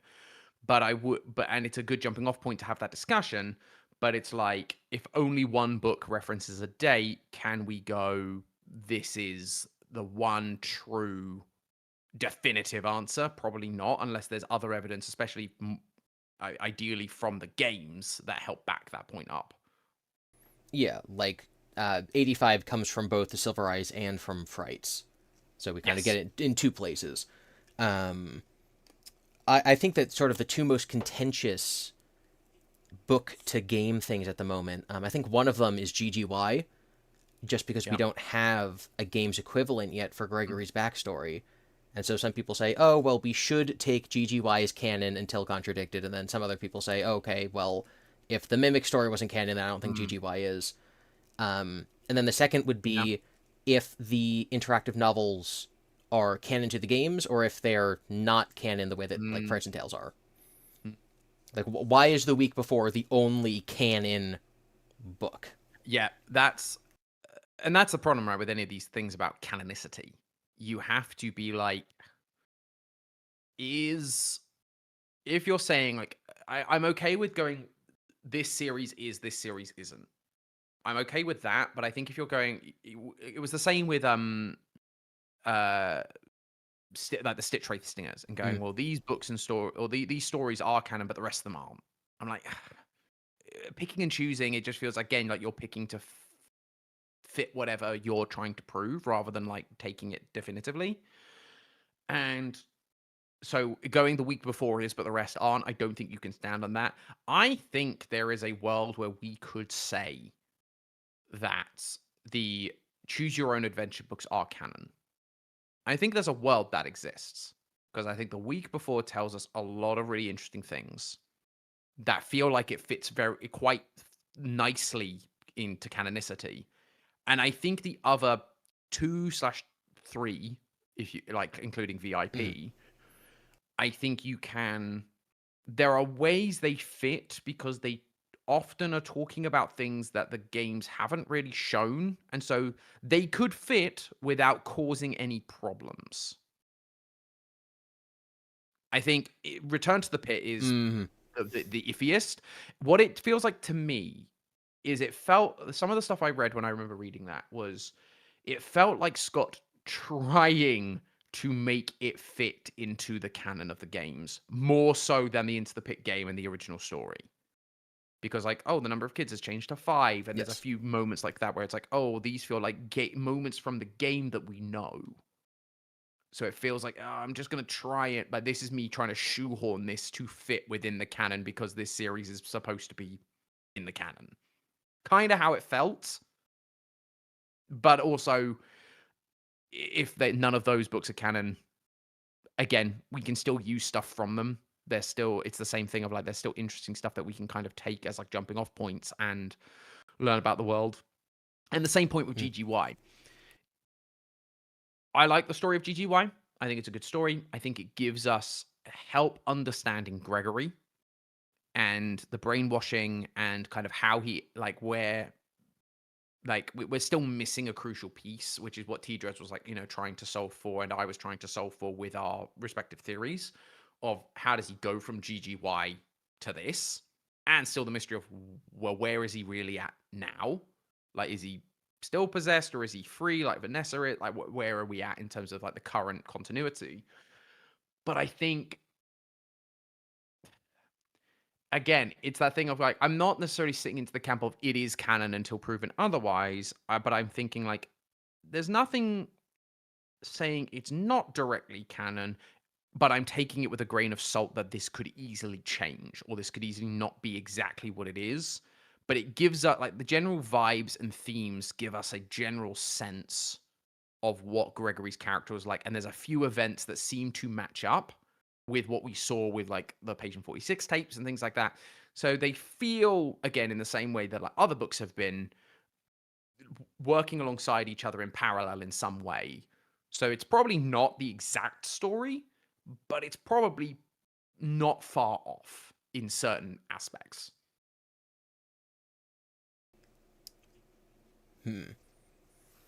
I think that's where I would sit. Like, I'm not like, again, if like in the same way that like we're grasping at straws for anything, but it's like, I just don't think.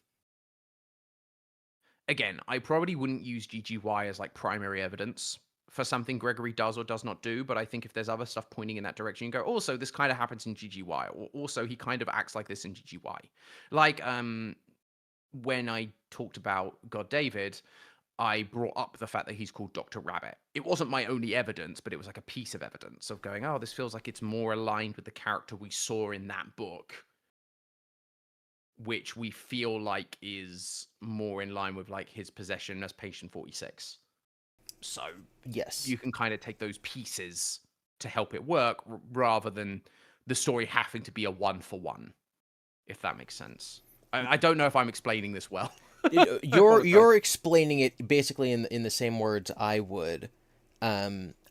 I feel like the books can tell us what's on Scott's mind, right? Mhm. Like I think Tales started being published in like 2021 or something.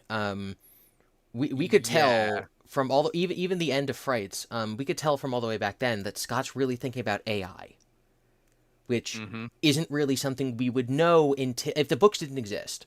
The concept of the Yeah. mimic isn't really introduced until Secret of the Mimic. Yeah. The idea of it's an AI and is it a person? It's acting like a person, but it's just mimicking, blah blah blah. But that's been in the books for years at this point, and so I think that we can definitely use them for something like Doctor Rabbit. I mean, Rabbit is William. It's this kid who's being brainwashed. We can look at the main game. We know that that's what's happening to Vanessa.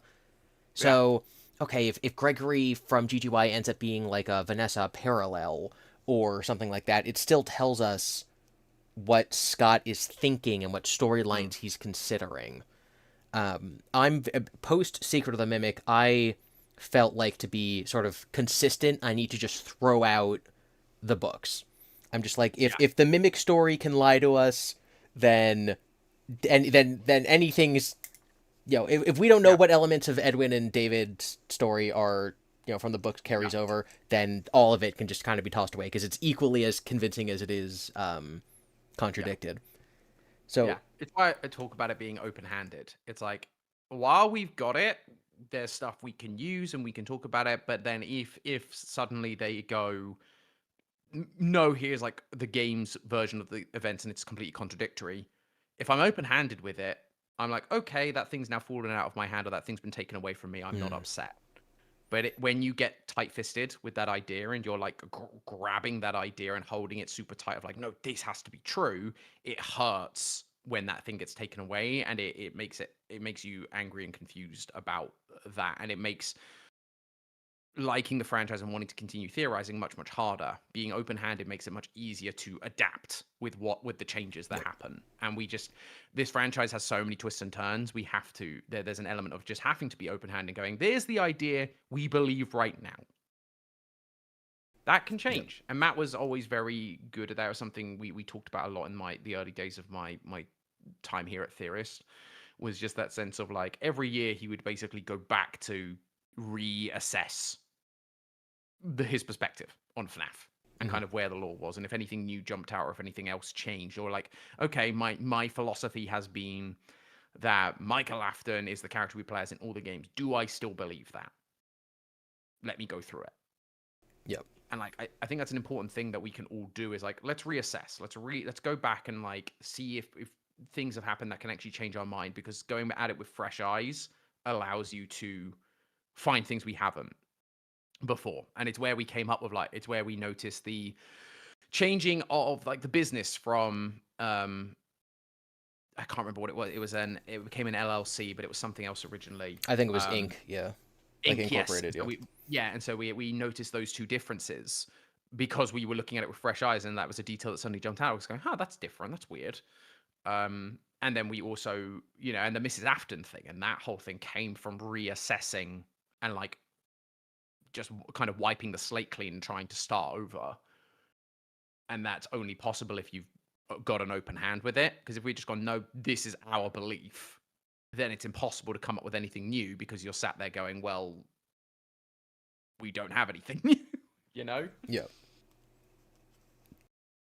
Yeah, it's very like obviously theorists, you guys have your standards and your things like that, but I will say it's very commendable that you guys are so open-minded, because a lot of theorists will sort of come up with their pet theory, and I obviously have this too, right, with my like arcade theory, and it's like, okay, when a new piece of media comes out, what you're looking for is either confirmation of your theory or some big piece of counter evidence that like disproves it.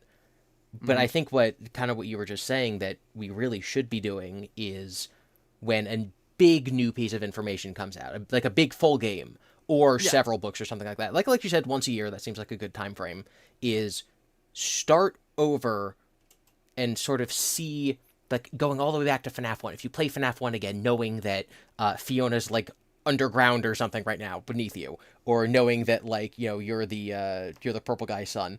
Like, what does that tell you about the things that are happening in the game as you're playing them, as opposed to just assuming that you know everything that's happening?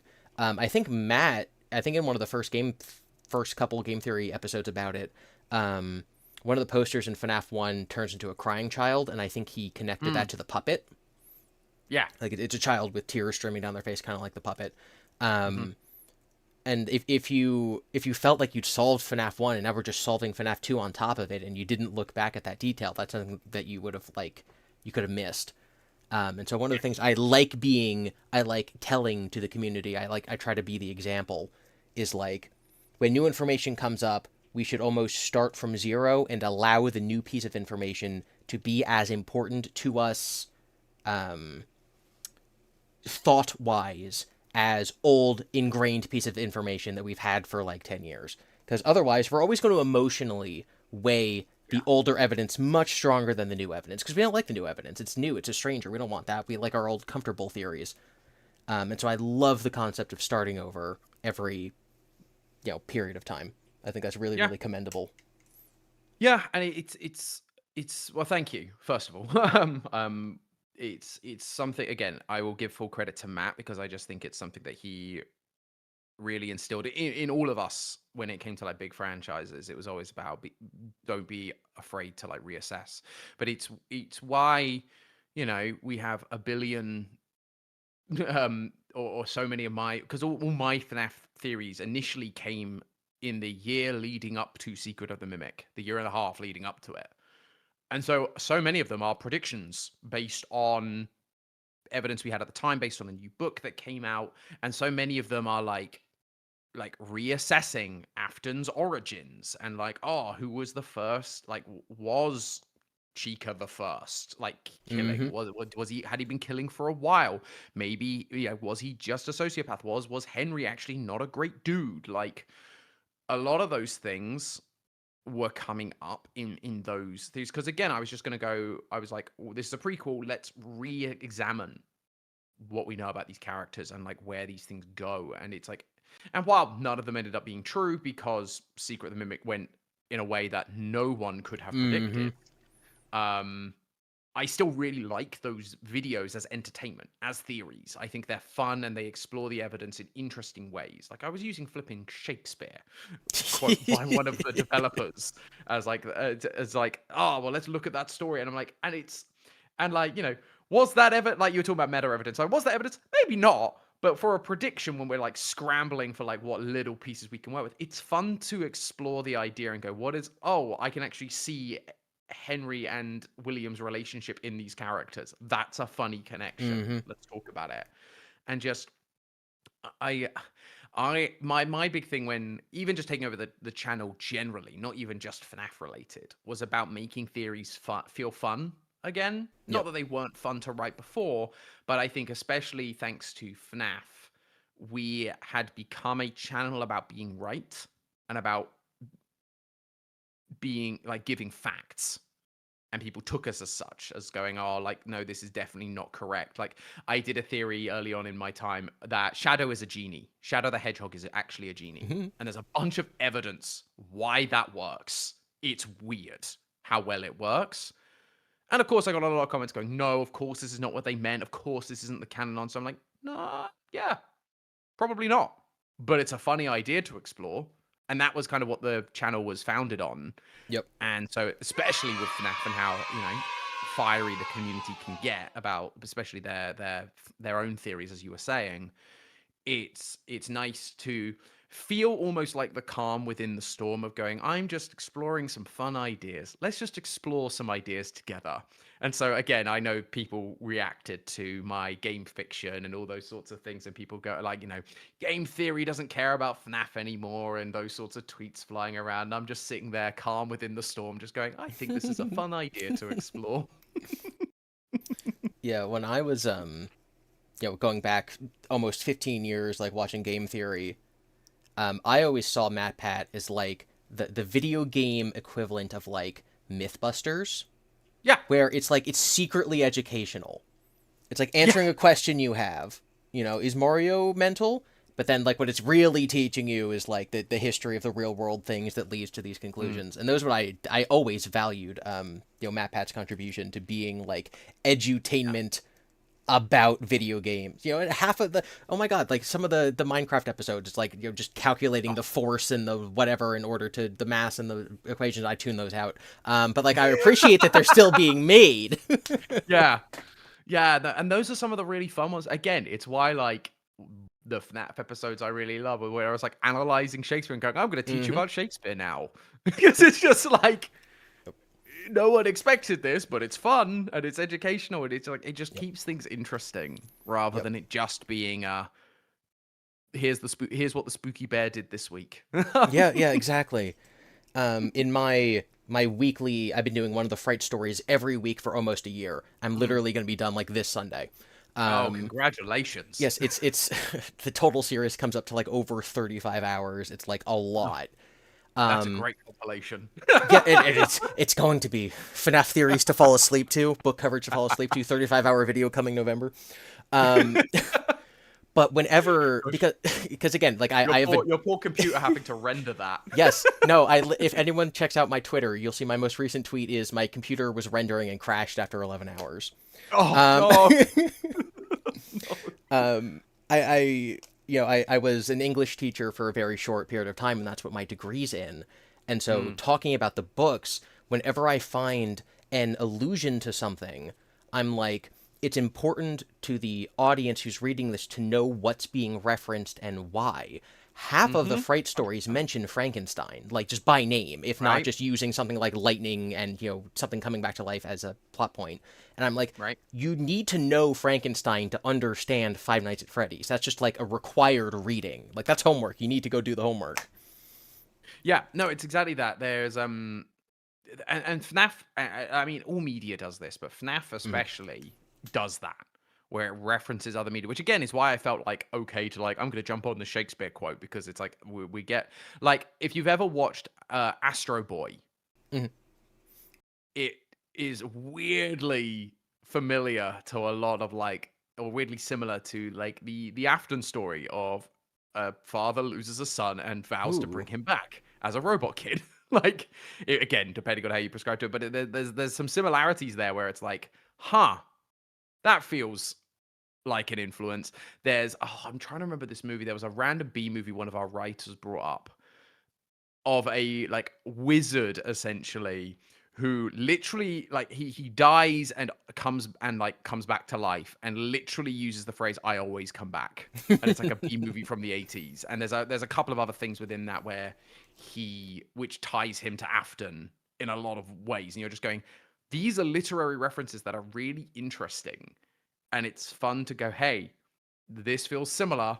Let's understand the context, because that helps you in, as you say, it like informs your reading of the text if you understand the full context. Yep. Even things like Steelwool explicitly called out war games, and the Whopper as being the influence for Nexus. Like they said that in John FNAF's interview with them, with J-Top. So I went and I watched war games, right? Because they brought it up, because I feel like that's part of doing your homework. And yes, it's a guy had a son, and the son died, and then he built a computer, and the computer goes by his son's name. And I'm like, this seems like it might be important, actually. No, exactly. Yeah, no, I love that in that video of yours. It was great. It was a really good one to be able to look at and go, oh yeah, oh gosh. And then for my coverage of Fetch, I spent about half an hour discussing a old musical called Brigadoon, because it's mentioned by name once. And I'm like, what? Greg, the cops are like, I didn't know that Freddy's was still there. And in his head, the main character, Greg, is like, what do they mean it's still there? Is it like Brigadoon or something? And I'm reading it, and I'm like, I don't know what that is. So I went and I watched the movie, and then I'm like, this is important, so I brought it into the video. So if you click on my Fetch video and you skip halfway through, and I'm talking about Fetch the dog, who's really Andrew, and what this has to do with the 0 point field, and this character, he has a dream about a faceless man that's actually William Afton from The Men in Room 1280. And also, here's a musical about a Scottish town that disappears from the 60s, because it's important, because it's in the story. Yep. There you go. I've just found the name of the movie I was referencing. Dr. Phibes is the name. Phoebes? Phibes? How do you spell it? Phibes. This might have to go on my watch list. Oh, Lord, this looks very, very B-movie-ish. Yeah, 1970s B movie. There's also the return of Dr. Phoebes, Phibes, whatever it is, from. Again, it's been a while since I've looked at it, but it's that's in like 1990 as well. Oh. So it's that thing of going, yeah, this feels like the kind of thing Scott would have grown up with, to some degree. Yeah, there's also there's a movie called Tomorrow is Another Day, and it's about a guy named William. And he murders someone, and he goes on the run, and he changes his name to Michael, and he meets a guy named Henry who takes him in. And that's the movie. And everyone who's, like, heard of this, like, there's a bunch of Reddit threads on it, and they're like, this can't be a coincidence, right? Like, this just has to be Scott's favorite movie, right? Yeah. And, like, maybe. And that's the thing, like, art, life influences art, right? And there's that sense of you even subconsciously, things just like eke into to your work as you're like taking influence from other places. And it's not plagiarism, or it's not we're stealing ideas. It's just you're influenced by the world around you, and everything is there was a great video back in like the 2012 or something, which is about how everything's a remake or a remix. Everything's a remix, a remake, or a reboot in some way. And it's great, and it's just like all these ideas get mashed together into different ways, and it's the same argument that with every indie horror game, right? It's like, oh, this is a Poppy clone, this is this clone, and it's like, well, every game can be traced back to another thing. Every game is like Resident Evil or Slenderman or whatever. Yeah, exactly. You can look at the lineage and kind of go, you can see what influenced different things depending on the author, depending on what they grew up with. Even like videos on our channel where we're covering a lot of different IP, you can see what games like influenced Matt the most in especially in the early days, like what we covered the most.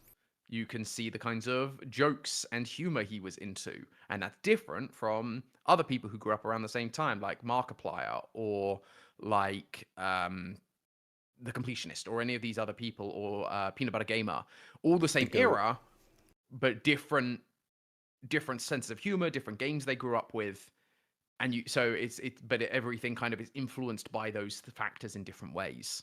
And so it's like, we've got a movie which has got a William who changed his name to Mike and meets a Henry. You're like, yeah, it's probably in some way an influence. Probably. It's in Hard there to somewhere. deny. What's the name of that movie? Tomorrow is another day. Tomorrow is another day. William's catchphrase. Because Toy Chica, as we all know from Daco, Toy Chica is William Afton.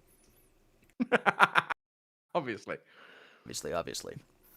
Obviously, that's why they cast Megan Fox. Yeah, oh my god. Okay. You knew Matt was in the movie, right? No. No way. Ain't no way. No. What? No, he actually kept that a secret. No way. I found out he recorded his lines while he was away in Tokyo. What? And for 2 months. And he literally recorded that Comic-Con announcement while Comic-Con was happening. What? While we were doing our Creators in Fashion event. Backstage, he recorded that and Oh my sent it God. immediately to be uploaded like next. So Because he's wearing the same suit. Oh my god. It's That's like, crazy. So you were yeah. busy. You were doing your event when this news broke, and you just didn't know. Yeah. That's wild, dude. I love Matt. That's crazy.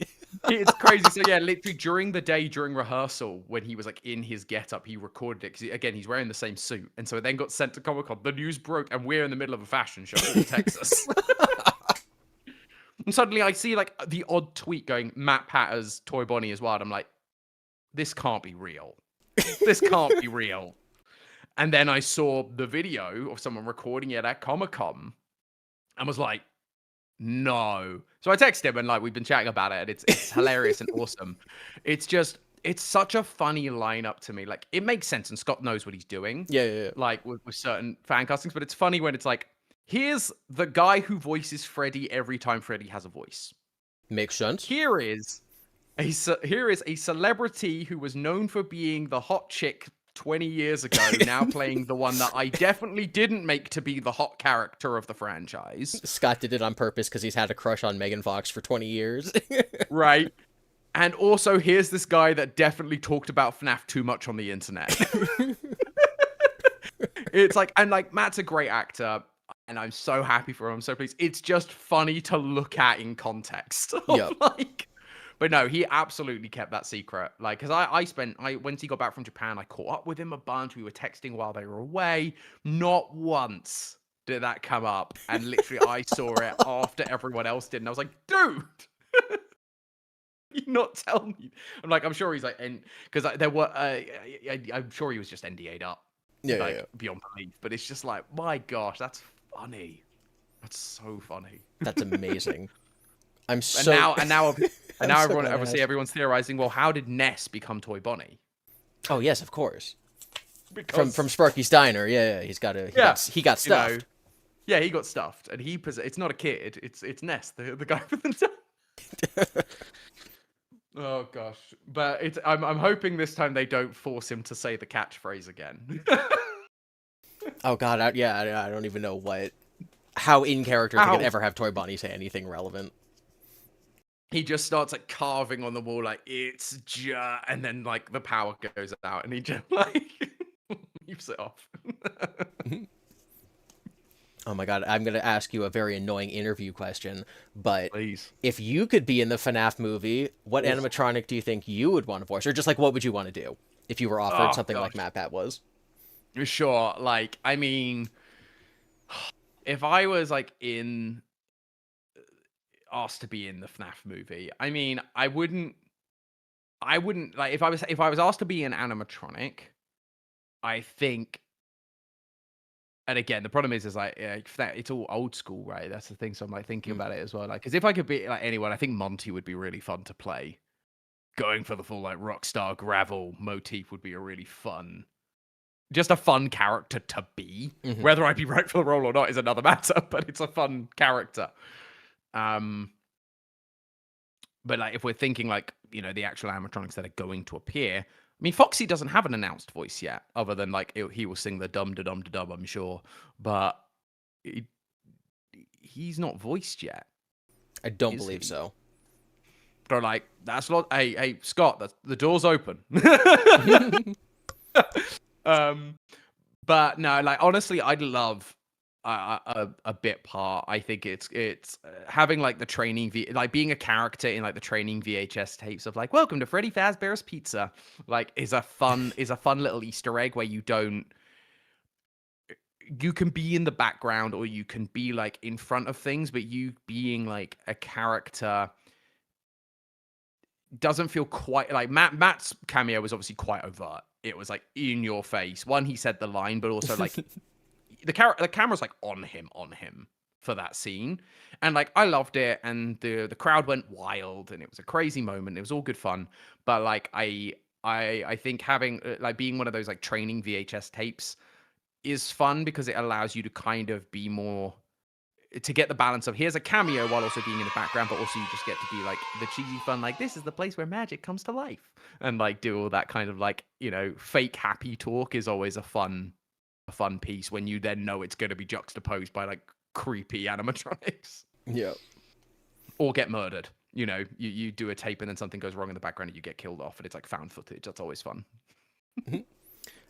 Fellow theorist Impulse Evan has sent a super chat. I believe he's fan writing a scene in the movie in which the toy animatronics will look at Mike wearing the Toy Freddy mask, and Toy Bonnie will say, "I think the Freddy mask is the night guard, but that's just a theory." Toy Bonnie FNAF 2 2025.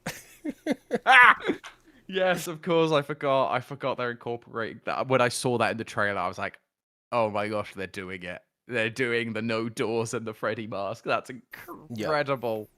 Yep. No, the movie, as someone who really liked the first movie, all the trailers for the second one do make it look very good. Oh, it looks great. I'm very excited. Like, and the Freddy and Toy Freddy and Toy Bonnie being at Comic-Con, like, Oh my gosh, awesome. yeah. Like, they look incredible. Like, it's still the Jim Henson warehouse, right? Yes, 100%. And like, best of the best, and they're absolutely nailing it. It looks awesome. The trailers look really good. I think there again, it's that finding its footing. Like, it's now had its first bout of like we said, it's kind of the jump scares are a little, or the scares are a little bit soft, but it's like in shadow. But there's still like some scary bits, but it's in shadow and stuff. Whereas this time it feels like, oh, they might be going a little bit more overt this time, going a little bit harder into some of the scares and a little bit harder into some of the story, because they've kind of like, okay, this first movie worked. We are like, we found our feet in this world of movies now. So I'm excited. I think it looks incredible. So I'm very excited for that. Yep. Like, we care about the characters already. We know their circumstances, so maybe more of the runtime can be set to like, very slow scenes of tension building and good jump scares. Obviously, I'm already fearing how scary the puppet might be. Just because its fingers freak me out. But yeah. Fingers freak us out, and we're seeing it in the trailers. It pops out a couple of times. Like it's just like lurking, and you're like, oh, that's like proper horror stuff there. Having this creepy blank face just occasionally peering out and just dead eyes looking at you when you're not paying attention. Just, oh. And then, yeah, like tentacle. Because again, if they do sound effects that are like slimy tentacle fingers. Yep. Nope. Don't like it. Yep. Nope. Nope. I grossed myself out just thinking about it. Gosh. Do you know? So the first movie did not do any sort of big world premiere. Do you know if they're doing one for the second? I'm not aware. I should ask Matt. I should ask Matt. If I'd assume he'd be going. I would assume he'd be going, and I'm like, hey, do you fancy bringing me along? But no, it's one of those things because Blumhouse doesn't tend to, at least from my knowledge. I'm not a huge film buff, so please correct me if I'm wrong. Their movies tend not to be like these big red carpet events because they're not one of like the big 5 studios. They're like one of the few small studios left. God bless them. Yep. But so they don't tend to. It's like it'd be awesome if they did, like, because I think the fact how hard the fan community got behind that first movie showed how big it could be, and I think doing a big press event like that would do numbers for it. But whether they will or not, I'm unaware, and I just, given Blumhouse's history, I don't know. Because it almost doesn't fit the vibe of Blumhouse and their little, small, low-budget horror movies. But, man, it'd be cool if they did. Yep.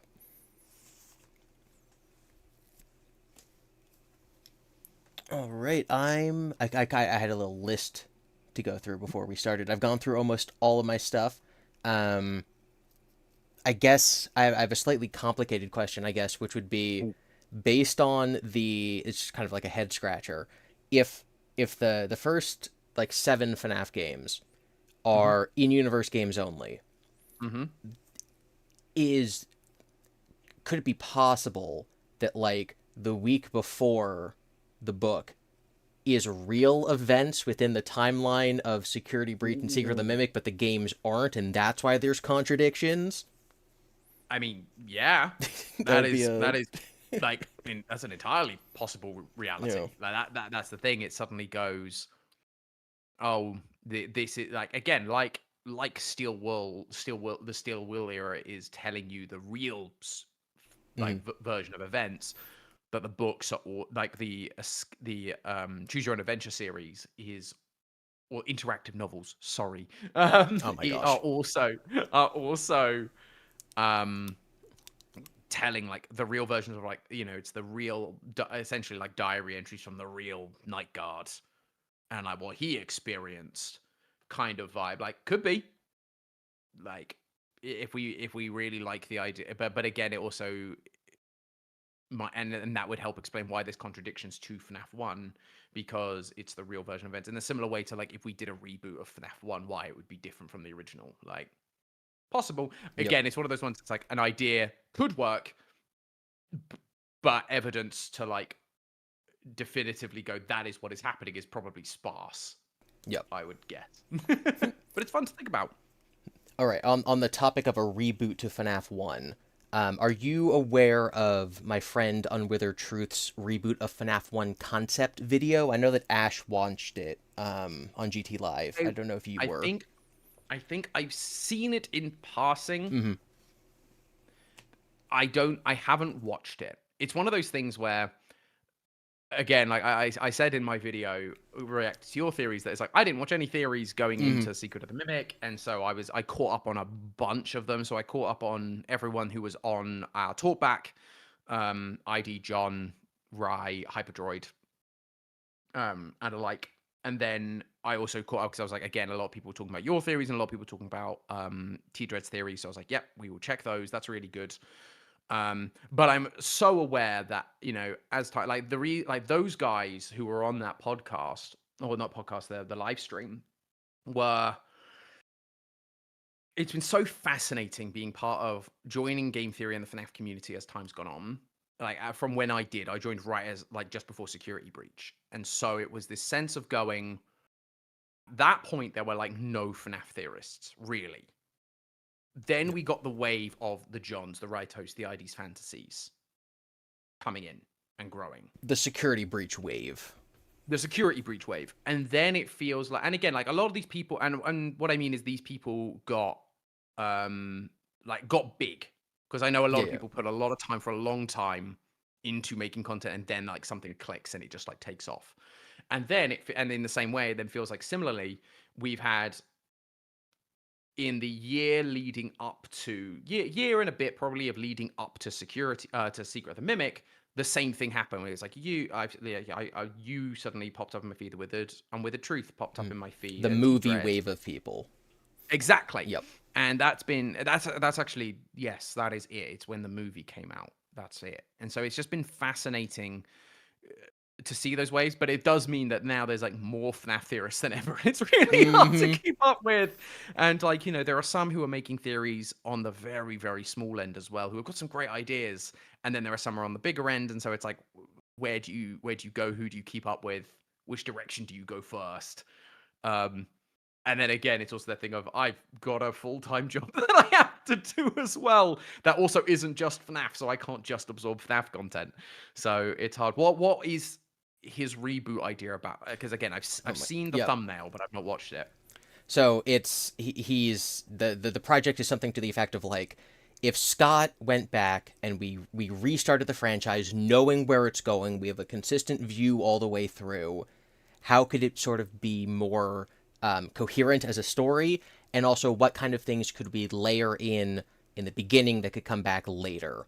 Hmm. He has all these like, okay, well, FNAF 1 doesn't have lore mini games. So if we assumed that like a sort of a remake, the best version of the game might have those, what would those look like? And so he came up with all these different concepts, where basically they would be depicting the MCI. So like he made one. It's kind of like, it almost looks like Pac-Man, and you play as like, you know, the little guy, and then you catch the other person, and then it's a jump scare of one of the MCI kids dying, because what you're really doing is you're playing as William, who's chasing after the kid. So it's a really, really just creative and well thought idea of what he thinks a sort of definitive director's cut version of FNAF would be. He's also an incredible animator. The entire thing is like CGI, 3D rendered. It's all incredible. Amazing. So everyone watching at home, also, if you haven't seen that, please go and watch it. But I yeah, will absolutely have to totally recommend it to you, Tom. Yeah, no, again, it's one of those things. It's like, given the amount of change that has happened, I wouldn't be opposed if they said, yeah, by the way, all the games are complete fiction, or that the original 7 games are complete fiction. We're now essentially rebooting, and we're going to redo them as, like, as you say, like director's cuts, or like polished versions where it's like, here's like the real story of events, plus it's FNAF 1, but with the modern knowledge and polish that we now have. Like, in just technology and the fact that it's not Scott making a single game with his programming skill. Like, yeah, I'd be down with that. I think that would be a really cool idea to go like, look, these games are 10 years old now. The story was not planned out from day one. So let's go back and almost fix that and make it so they feel more relevant and more tied into the actual story we're telling, which then allows you to go, here's the real events or the real story versus the original one.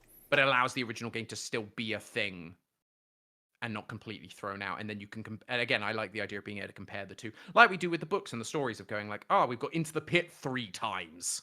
Let's compare and contrast. Hey, I will bring every single time. People get this wrong, and I am pedantic about this. We got Into the Pit 4 times because there's a graphic novel. Correct. There is a graphic novel. I forget the graphic novels because my brain falsely probably puts those into the. It's like, it's just the book, but with pictures. But I'm also aware that the pictures sometimes have interesting details, and they're all bad details. Or just factually wrong. We're just not different hair getting colors. Yeah. We're just not getting the Tales one that was meant to come out for like the Mimic stories, are we? Like, that got canned. Yeah, which is crazy because I know some of the pages got leaked. That's a whole thing. Yeah. Yeah, well, and the Mimic looked like the Mimic from the Basement of Ruin, which is just weird in any continuity. That's strange.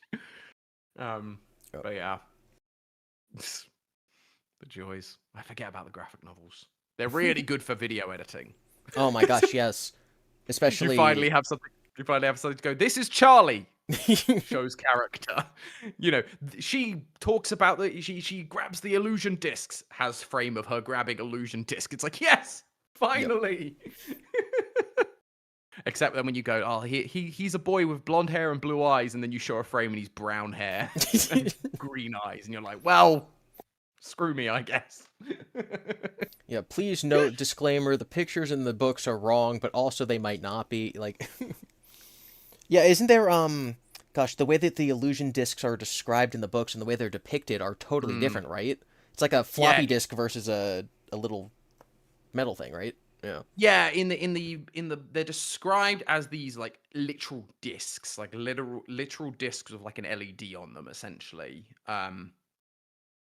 You know, like a magnet, or like almost like an air tag sort of vibe, like that sort of like just like a GoldenEye proximity mine, exactly. Exactly. Which is, you know, what we base all of our visuals off when we talk about them.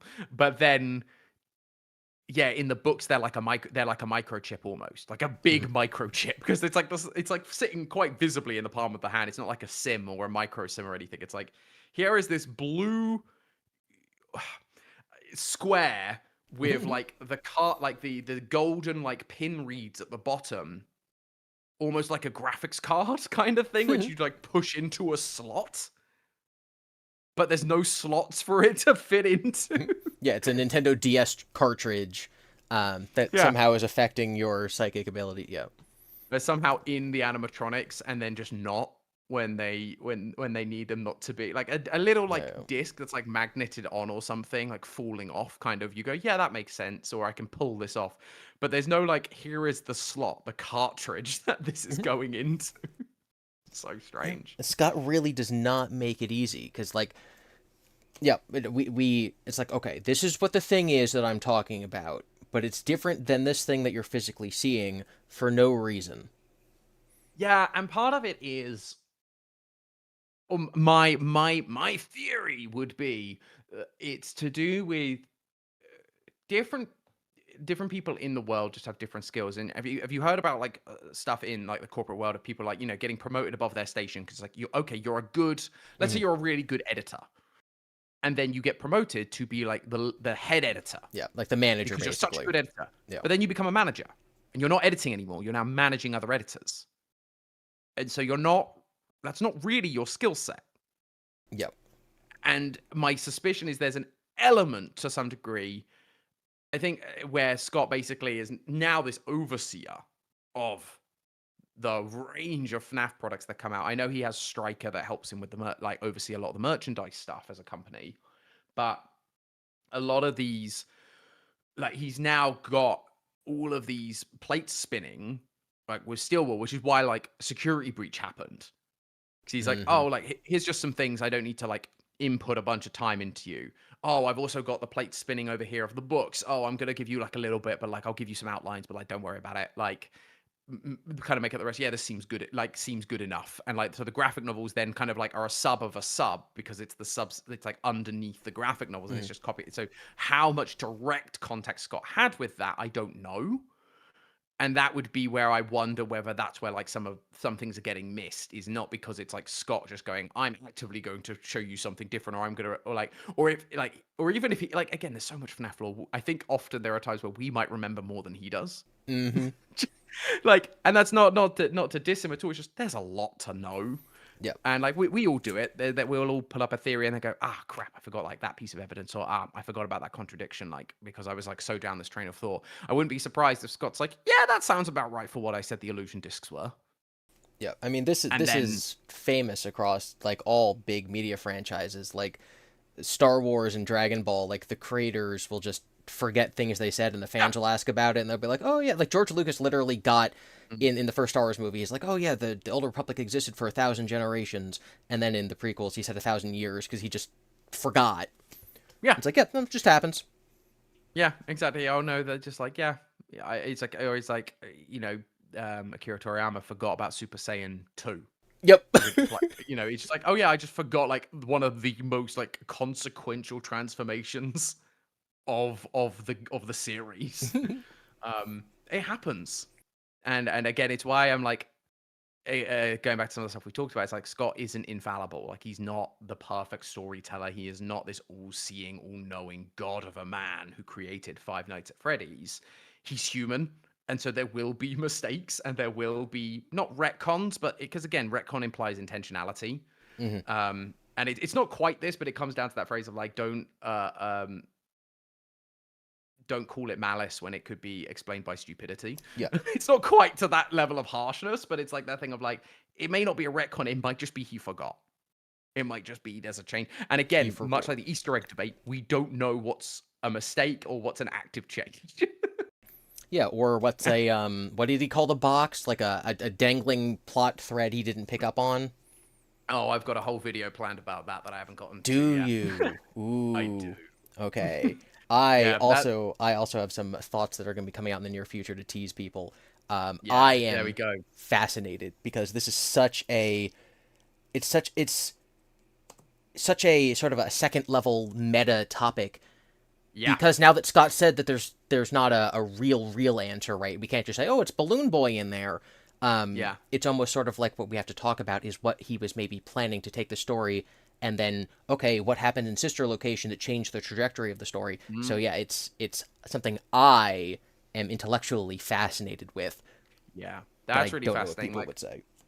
yeah, like, I think that's like, again, I think looking at taking that approach is a really interesting one. What like, and the approach I'm looking at it as is, again, I don't want to give away too much, but Mm, it's kind of looking at storytelling as a medium and the approaches you can take to get to a conclusion. Mm-hmm. And I think looking at that it's media literacy, and it's like we were talking about. It's like context is an important thing to go. We might have an idea of how I would tell a story, but what about other people, or what about this, and what about the factors that were affecting it? And so I think there's just, yeah, like you say, some really interesting meta discussions around the fact that he kind of forgot what was in the box, or hadn't fully planned what was in the box. I just think it's a really interesting thing to explore, and not in a way of like, this is definitively what is in the box, because there isn't anything like that. That's the answer, right? And we can provide a suggestion. Doesn't mean he's going to take it, but I think just the discussion around that whole reveal is fascinating. Yes, and it's definitely one of the something that, I mean, it's such a great representative of the concept of like left behind plot points, because that's the thing that MatPat chose to focus his video on, like the Mm. psychology of left behind, lingering questions and stuff like that. And for Scott to say there is no answer and you're never getting it, just makes Matt's video like so much better. Right, it's Yep. so funny. And yeah, there's a lot of stuff around that era of FNAF as well, which is just also fascinating, and like where it ended up going from there. Brilliant stuff. Yep. All right. I don't really have any further questions as far as like the ideas I came into the stream Yeah. wanting to discuss. Are there any topics that you feel like you're like, oh, I got so many comments asking me this question, but because this is game theory and we have super polished videos, I can't just explain it in a 2-second clip? Or anything you want to say now that you've watched me and T Dread's videos about just like the concept of the secret of the mimic mysteries?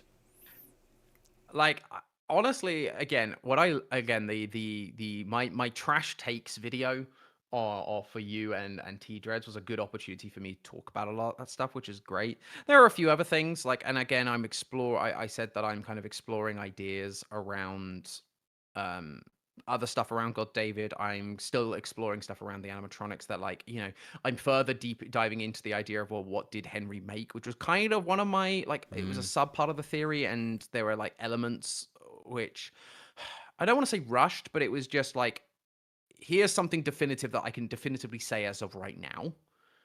And as I'm looking into more of the finer details that we have more time to do, because like the pressure isn't on to get videos out about Secret of the Mimic.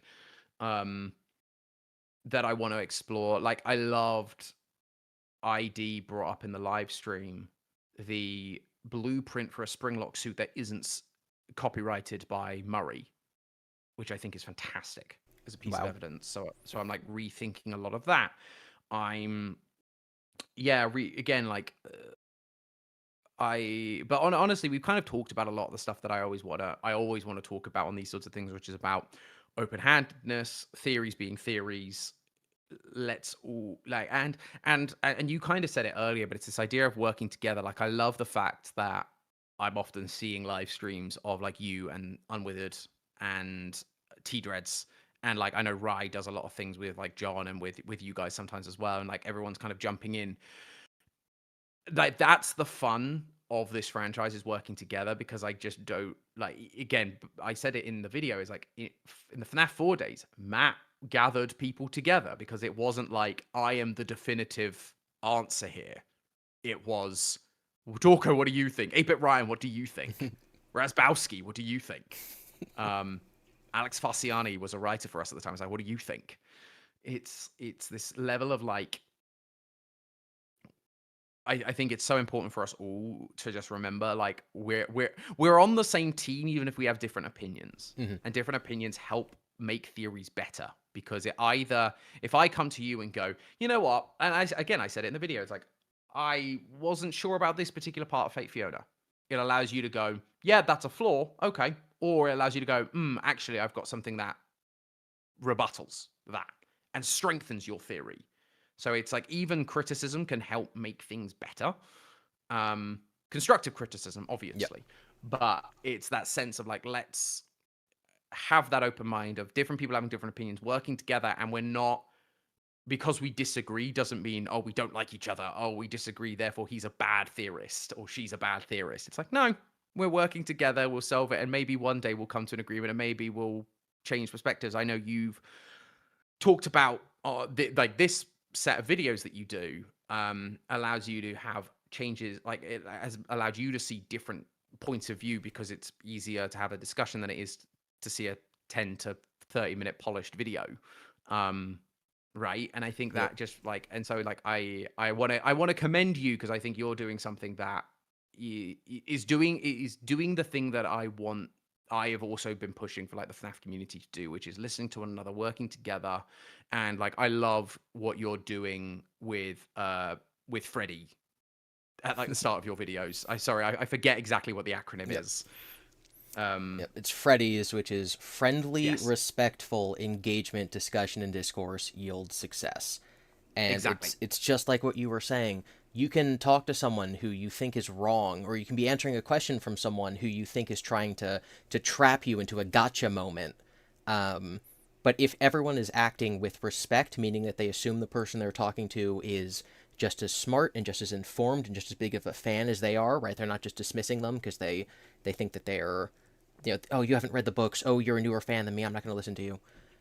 And if we react to each other with friendship, meaning we're willing to actually take the other person's stance as something that they truly believe and something that they want to convince me of because they're right, as opposed to they're trying to they're trying to convince me because they're being unfriendly. They're trying to convince me because they don't like what I'm saying, right? If we treat Mm. each other with friendship and respect, we're going to get along better and we're all going to get to the truth. If we treat each other with disrespect, and if we're treating each other with like questioning, we don't know what your motives are and why are you doing this, why are you saying this, why is everyone attacking me, if we come into it with that headspace, then we're never going to listen to other people. There have been a lot of theories I've heard from people that I've just immediately downloaded into my brain. I'm like, I believe that now. Oh my gosh, schedule theory from T-Dread's genius.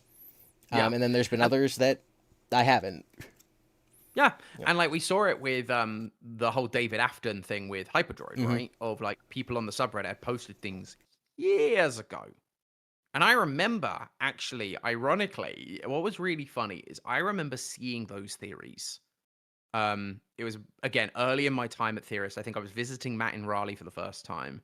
And we were looking for something for FNAF. I was looking back through the security logbook and like going, can we figure out the Foxy Grid actually? Because Matt was like, I still haven't solved it. You're a new person. Maybe we can have a crack at it together. And I remember looking at the subreddit for inspo and finding that theory. And I looked at it and I just was like, "Ah, I'm not sure." And then lo and behold, Hyperdroid then presented it years later, and I'm like, actually Mm-hmm. thinking about it, that's actually it. But it was that thing of going, like, people like big and small have these ideas, and sometimes they work, sometimes they don't, and that's okay. And you can agree and disagree, and it's all good in the end, so long as we are respectful and work together. Because at the end of the day, this is a confusing franchise, and it's only gotten more confusing since Security Mm-hmm. Breach. And so, and like we said at the very, very beginning of all of this, it feels like Steel Wool is purposely leaving key details out until the next thing, so you cannot fully predict where it's going, or you cannot fully understand everything until the next thing, because it keeps you on the hook. And so, what's the point in getting mad at each other over those sorts of details, right?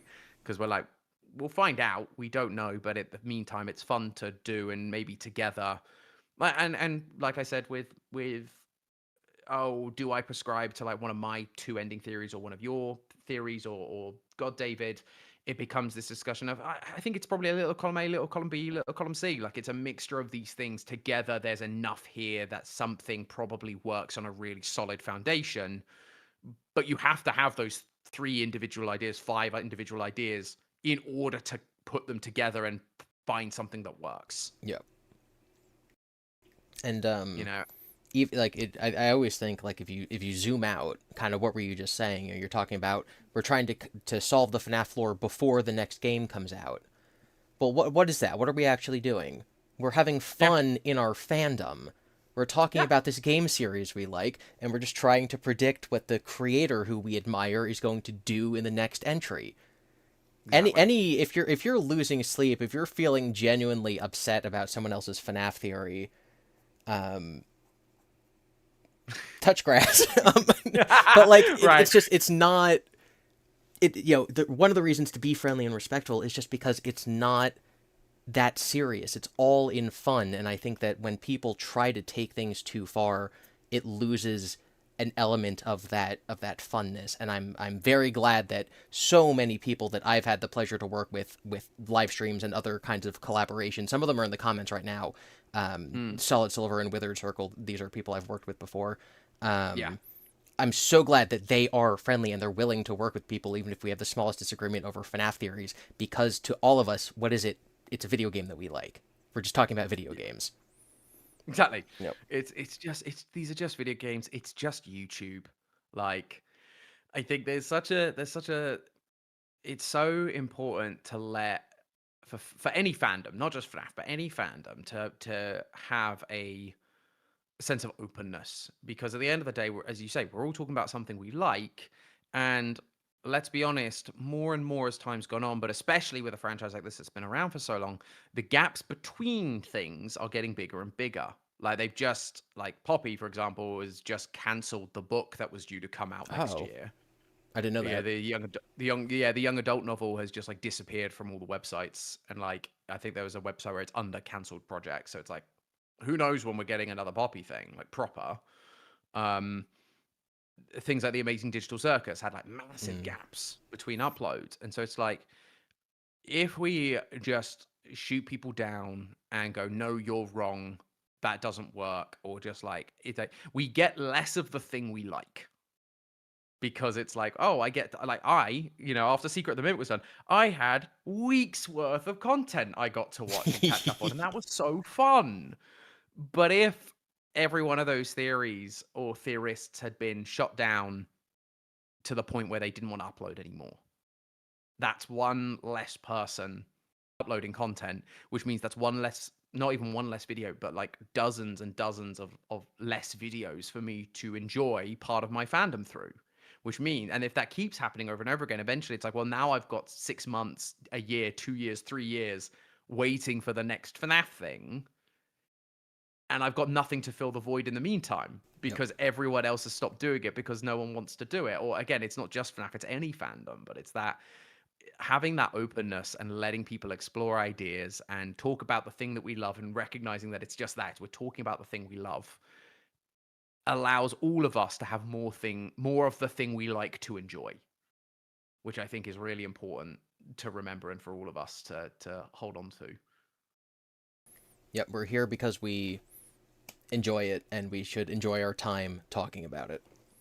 Yeah, and especially on YouTube, like, there's a lot of discussion around, like, especially the bigger you get, like, the harder the comments get to read, and like the sadly sometimes the more toxic audiences can be just across the platform. And it's just that thing of, like, a lot of people, especially like OG creators and like Matt before he handed over here, it's like they all started because this was fun. While this is our job, and like literally, like, I said I'm an employee, so it literally is my job, but it's supposed to be fun. Like, we're all doing this because it's fun and we like doing it. And so let's enjoy the fact that people are enjoying making stuff for us about the thing we like. Yeah. Whether we agree or not. Well, it was very nice hearing you say all that. I do think that these discussions I'm having are sort of what make me feel the most fulfilled out of all of my content, because theory videos are fun, and analysis and lore recap are fun. But, I'm here to talk to people, and I really feel like I do really want to shout out T-Dreads, because he's the one who, about a year ago, just decided on a whim. He's like, I'm just going to DM everyone and try to get them on a stream. And to pull back the curtain a little bit, he kind of lied and told all the big people that the other big people were already going to be there. Like, when he DM'd me, he's like, hey, do you want to be on a stream with me and Rytoast? And, like, he didn't have Rytoast booked yet. He just said that to try to get me to say yes. That's so funny. And ever since then, he's oh my god, the smallest person could, like, just start making videos, and he's like, I want FNAFology, I want Denari, I want these people, like, on my streams as soon as possible, just new people who just cropped up last week. He's like, these people are going to be in the community now, we're going to have their voices be heard. one of the things he always says is like, this is not a competitive community. It's No, not like if I get a view, someone else loses a view. We should all be here to 100%. bring our videos up together. Yeah, we're cohorts, not and colleagues, not competitors. 100%. Absolute 100%. And you guys are also in a really good position because you're up and coming in some ways. And so like you've been watching the bigger channels for a long time, but you also are boots on the ground and have got people like it's, as I say, like it can be hard to pass through how many theorists there are and who there is and who's doing it seriously versus someone uploads one video and then disappears forever. And so like you guys are in a really good position to do that. But it's why I've loved, like, I loved our live streams and I want to do more of them where again we get to do these discussions with different people as well. Like I'd love to have like you and T-Dreads on at some point and like get a bunch of people Heck like yeah. just yeah, to like mix and match and do some of those things. I think that's a really fun idea because it's really fun. But I also love doing stuff like this where it's like, no, it's just me and you are just going to chat. And it's not about the size of channel. It's not about, you know, who's right or who's wrong. We're just, you know, shooting the breeze about a thing we like and getting to know the person behind the avatar. Yeah, and I mean, I would definitely love to do this again, whether it's here or it's in any of your streams, because I have so many there's so many things that are just unique to being a content creator, specifically a theorist, that I feel like it's one of these careers, one of these jobs that like the general public doesn't fully understand, right? Because like when you're sitting down and you're writing something and you pause and you're like, wait a minute, I have just found this string. Do I totally derail the script I'm writing on to tug on this string and see where it goes?